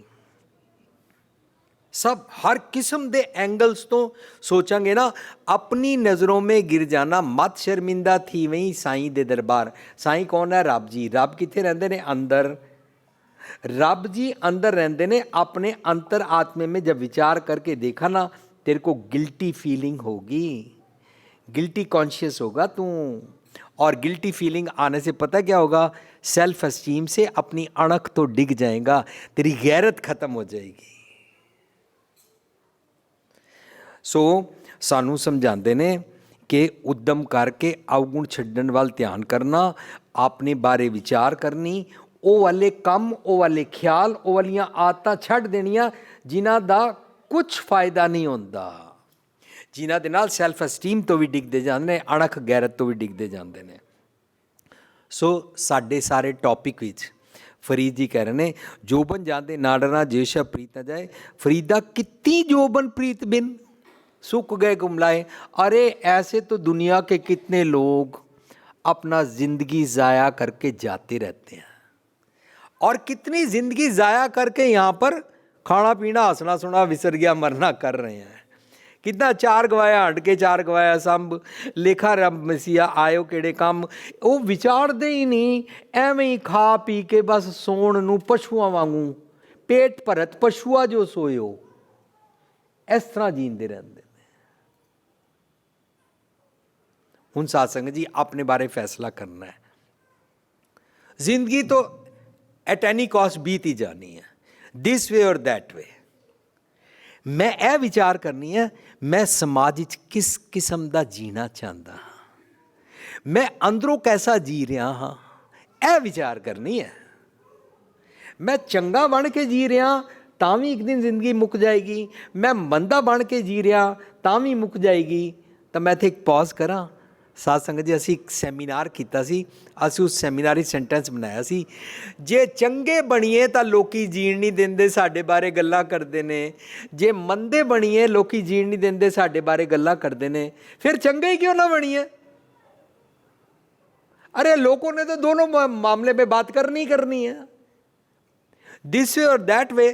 फिर चंगे क्यों, अपना जीवन क्यों जाया करिए, अवगुणी जीवन जी के क्यों जाया करिए। ਅਸੀਂ ਐਸਾ ਜੀਵਨ ਜੀਵੀਏ ਕਿ ਗਲੀਆਂ ਦੇ ਕੱਖ ਤੋਂ ਲੈ ਕੇ ਦੁਨੀਆ ਸਾਨੂੰ ਚੰਗੀ ਗੱਲ ਦੇ ਨਾਲ ਯਾਦ ਰੱਖੇ ਕਿ ਇਹਨੇ ਚੰਗੇ ਕੰਮ ਕੀਤੇ ਸਨ, ਅਵਗੁਣਾਂ ਨਾਲ ਨਾ ਯਾਦ ਰੱਖੇ। ਚੰਗਾ ਹੋਇਆ ਮਰ ਗਿਆ, ਚੰਗਾ ਹੋਇਆ ਕਰਜ਼ਾ ਦੇਣਾ ਸੀ, ਉਹ ਲੋਕਾਂ ਦਾ ਕਰਜ਼ਾ ਨਹੀਂ ਸੀ ਦਿੰਦਾ, ਚੰਗਾ ਹੋਇਆ ਭੈੜਾ ਸੀ, ਚੰਗਾ ਹੋਇਆ ਇੰਝ ਹੋ ਗਿਆ। ਅਸੀਂ ਗੱਲਾਂ ਇੰਝ ਕਰਦੇ ਹਾਂ।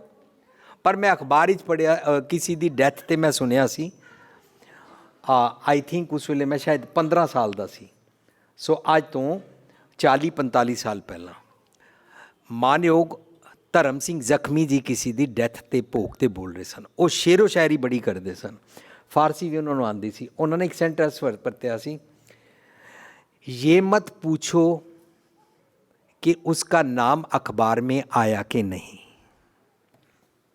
ये मत पूछो कि उसका नाम अखबार में आया कि नहीं, ये पूछो उसके मरने का रंज है कितने को। ਅਸੀਂ ਇਸ ਤਰ੍ਹਾਂ ਚੰਗਾ ਉੱਚਾ ਸੁਚੱਜਾ ਜੀਵਨ ਜੀ ਕੇ ਜਾਈਏ ਤਾਂ ਕਿ ਲੋਕਾਂ ਦਾ ਭਲਾ ਕਰਤਾ। ਭਲਾ ਤਾਂ ਜੀਂਦੇ ਜੀ ਕਰਨਾ ਪਏਗਾ, ਮਰਨ ਤੋਂ ਬਾਅਦ ਦੀ ਵਾਹ ਵਾਸਤੇ ਨਹੀਂ ਕਰਨਾ ਹੈ। ਜੀਂਦੇ ਜੀ ਇਸ ਤਰ੍ਹਾਂ ਜੀਣਾ ਕਿ ਮੈਂ ਆਪਣੀ ਸੈਲਫ ਐਸਟੀਮ ਵਿੱਚ ਕਿ ਮੈਂ ਦੁਨੀਆ ਦਾ ਭਲਾ ਕਰਨਾ ਹੈ। I want to live for others. ਮੇਰੇ ਗੁਰੂਆਂ ਨੇ ਸੀ ਜੀਵਨ ਜਾਚ ਸਿਖਾਈ ਸੀ, ਵਿੱਚ ਦੁਨੀਆ ਸੇਵ ਕਮਾਈ ਹੈ ਤਾਂ ਦਰਗਾਹ ਬੈਸਣ ਪਾਈ ਹੈ। ਸੋ ਸਾਰੇ ਟੌਪਿਕ ਦਾ ਮੋਰਲ ਕੀ ਨਿਕਲਿਆ? ਮੋਰਲ ਨਿਕਲਿਆ, ਜੋਬਨ ਦਾ ਹੰਕਾਰ ਤਾਂ ਸਮਾਜ ਅਵਗੁਣਾ ਵਾਲਾ ਬਣੇਗਾ। ਜੋਬਨ ਦਾ ਹੰਕਾਰ ਵਾਲੇ ਮਨੁੱਖਾਂ ਦਾ ਸਮਾਜ, ਇਹ ਦੁਨੀਆ ਭ੍ਰਿਸ਼ਟਾਚਾਰੀ ਸਮਾਜ ਬਣੇਗਾ। ਦੈਨ ਵੀ ਸੇ ਝੂਠ, ਦਾਜ, ਸ਼ਰਾਬ ਬਿਨਾਂ ਤੋਂ ਜੀਣਾ ਮੁਸ਼ਕਿਲ ਹੈ। ਜਦੋਂ ਅਸੀਂ ਐਸੇ ਸੈਂਟੈਂਸਿਸ ਦਾ ਸਹਾਰਾ ਲੈਣਾ ਸ਼ੁਰੂ ਕਰਦੇ, ਉਹਦੀ ਝੂਠ ਬਿਨਾਂ ਨਹੀਂ ਅੱਜ ਕੱਲ੍ਹ ਰਹਿ ਸਕਦੇ, ਬਿਨਾਂ ਝੂਠ ਦੇ ਬਿਜ਼ਨਸ ਨਹੀਂ ਚੱਲਦਾ ਜੀ, ਬਿਨਾਂ ਝੂਠ ਦੇ ਤਾਂ ਦੁਨੀਆ ਜੀ ਨਹੀਂ ਦੇਗੀ। ਉਹ ਜੀ ਦਾਜ ਬਿਨਾਂ ਤੇ ਜੀ ਨਹੀਂ ਸਕਦੇ, ਉਹ ਜੀ ਸ਼ਰਾਬ ਬਿਨਾਂ ਤੇ ਰਹਿ ਨਹੀਂ ਸਕਦੇ। ਉਹ ਜੀ ਕੀ ਕਰੀਏ, ਬੱਚੇ ਨਹੀਂ ਮੰਨਦੇ ਨੇ ਤਾਂ ਸ਼ਰਾਬ ਔਰ ਡਾਂਸ ਔਰ ਡੀਜੇ ਕਰ ਲਿਆ। ਉਹ ਜੀ ਕੀ ਕਰੀਏ, ਇਸ ਤਰੀਕੇ ਦੇ ਨਾਲ ਘਰਾਂ ਦੇ ਸਾਡੇ ਅੰਦਰ ਅਸ਼ਲੀਲਤਾ ਦੀ ਡਰੈਸ ਵੀ ਵੜਾਈ, ਸਾਡੇ ਘਰਾਂ ਦੇ ਅੰਦਰ ਸ਼ਰਾਬ ਵੀ ਵੜਾਈ, ਸਾਡੇ ਘਰਾਂ ਦੇ ਅੰਦਰ ਦਸਤੂਰ ਖਤਮ ਹੋ ਗਿਆ, ਵੱਡਿਆਂ ਦੀ ਇੱਜ਼ਤ ਖਤਮ ਹੋ ਗਈ, ਸਿਰ ਤੋਂ ਪੱਲੇ ਲੱਥ ਗਏ, ਸਰੀਰ ਦੇ ਕੱਪੜੇ ਉਤਰ ਗਏ, ਨੰਗੇਜ਼ ਨੇ ਘਰ ਪ੍ਰਧਾਨਤਾ ਕਰ ਲਈ। ਜਿਹੜਾ ਸਾਡੇ ਘਰ ਆਉਂਦਾ ਹੈਰਾਨਗੀ ਹੁੰਦੀ ਹੈ, ਇਹ ਕਿਸ ਕਿਸਮ ਕੇ ਲੋਕ ਹੈ। ਸੋ ਮੈਂ ਬੇਨਤੀ ਕਰ ਰਿਹਾ ਕਿ ਜੇ ਜੋਬਨ ਨਹੀਂ ਜਾਣ ਦੇਣਾ ਚਾਹੁੰਦੇ ਨਾ ਤਾਂ ਹੰਕਾਰੀ ਸੁਭਾਅ ਬਣੇਗਾ। ਹੰਕਾਰੀ ਸੁਭਾਅ ਨਾਲ ਅਵਗੁਣ ਵਧਣਗੇ, ਭ੍ਰਿਸ਼ਟਾਚਾਰੀ ਸਮਾਜ ਬਣੇਗਾ ਔਰ ਅਸੀਂ ਸਾਰੀਆਂ ਅਲਾਮਤਾਂ ਐਕਸੈਪਟ ਕਰੀ ਜਾਵਾਂਗੇ। ਡਿਸਾਈਡ ਕਰਨਾ ਹੈ ਕਿ ਮੈਂ ਕਿੰਝ ਜੀਣਾ ਹੈ। ਸੰਤ ਸੰਗ ਮਤਲਬ ਹੁੰਦਾ ਹੈ ਵਰਚੂਸ ਦਾ ਸੰਗ, ਅਵਗੁਣਾਂ ਦਾ ਸੰਗ ਹੁੰਦਾ ਵਾਈਸਿਸ ਦਾ ਸੰਗ। ਸੋ ਅਸੀਂ ਡਿਸਾਈਡ ਕਰਨਾ ਕਿ ਮੈਂ ਸੰਤ ਸੰਗ ਨਾਲ ਜੀਣਾ ਹੈ ਜਾਂ ਸਾਕਤ ਸੰਗ ਨਾਲ ਜੀਣਾ ਹੈ। ਮਨੁੱਖ ਨਹੀਂ ਹੁੰਦਾ। ਸੰਤ ਸੰਗ ਮੀਨਸ ਚੰਗੇ ਗੁਣ, ਆਈਡੀਅਲਸ ਨਾਲ ਜੀਣਾ, ਮੋਰੈਲਿਟੀ ਨਾਲ ਜੀਣਾ, ਔਰ ਸਾਕਤ ਸੰਗ ਦਾ ਮਤਲਬ ਹੁੰਦਾ ਅਵਗੁਣਾਂ ਨਾਲ ਜੀਣਾ। ਜੀਵਨ ਨੇ ਤਾਂ ਬੀਤ ਹੀ ਜਾਣਾ ਹੈ। ਆਓ ਹੁਣ ਰਲ ਕੇ ਸ਼ਲੋਕ ਦੇ ਭਾਵ ਅਰਥ ਨੂੰ ਆਪਣੀ ਆਤਮਕ ਅਵਸਥਾ 'ਤੇ ਟੁਕਾ ਕੇ ਇੱਕ ਵਾਰੀ ਗਾਇਨ ਕਰਦੇ ਹਾਂ। ਉਸ ਤੋਂ ਬਾਅਦ ਮੈਂ ਖਿਮਾ ਦਾ ਜਾਚ ਚੱਕਾਂ। ਜੋਬਨ ਜਾਂਦੇ ਨਾ ਡਰਾਂ,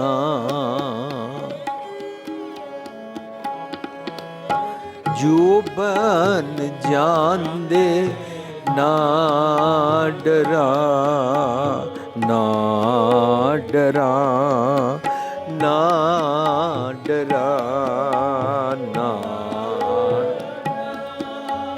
ਨਾ ना डरा, जो बन जांदे ना डरा, जो बन जांदे ना डरा, जे शहप्रीत न जाए, जे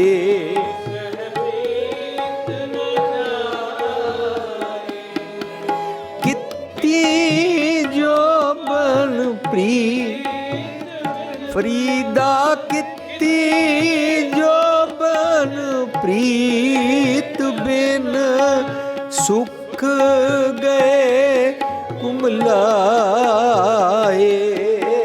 सुख गए कुमलाए, जो बन जांदे ना डरा, जो बन जांदे ना डरा, जे शहप्रीत न जाए, शहप्रीत न जाए, जो बन जांदे ना डरा, जो बन जांदे, जो बन जांदे, जो बन जांदे ना डरा। सो गुरबाणी अनुसार ਜਿਹੜੀਆਂ ਟਰਮਸ ਇਸ ਸ਼ਲੋਕਾਂ 'ਚ ਆਈਆਂ ਉਹ ਮੈਨੂੰ ਫਿਕਸਅਪ ਕਰਦੀਆਂ ਨੇ, ਮੈਨੂੰ ਫਿਕਸਅਪ ਕਰਕੇ ਮੇਰਾ ਸਮਾਜ ਫਿਕਸਅਪ ਕਰਦੀਆਂ ਨੇ, ਔਰ ਇਸ ਦੁਨੀਆ ਨੂੰ ਫਿਕਸਅਪ ਕਰਨ ਦੀ ਜਾਚ ਸਿਖਾਉਂਦੀਆਂ ਨੇ। ਸਾਡਾ ਸਮਾਜ ਸੁਧਾਰ ਹੁੰਦਾ ਹੈ ਔਰ ਸਾਡੀ ਜੀਵਨ ਵਿੱਚ ਰੀਅਲੀ ਸਪਿਰਿਚੁਅਲ ਕਿਵੇਂ ਬਣੀਦਾ ਉਹ ਵਾਲੀ ਪ੍ਰੀਤ ਬਾਰੇ ਸਮਝਾਇਆ। ਕਰਮ ਕਾਂਡਾਂ ਨੂੰ ਕਰਨਾ ਪ੍ਰੀਤ ਨਹੀਂ ਹੁੰਦਾ, ਆਪਣੇ ਝੂਠੇ ਭਰਮ ਵਾਲੇ ਮਾਈਟ ਅਗਿਆਨਤਾ ਨੂੰ ਸਰੈਂਡਰ ਕਰਨਾ, ਸਤਿਗੁਰ ਦੀ ਮੱਤ ਲੈਣਾ, ਇਹ ਅਸਲੀ ਪ੍ਰੀਤ ਦੀ ਨਿਸ਼ਾਨੀ ਹੈ।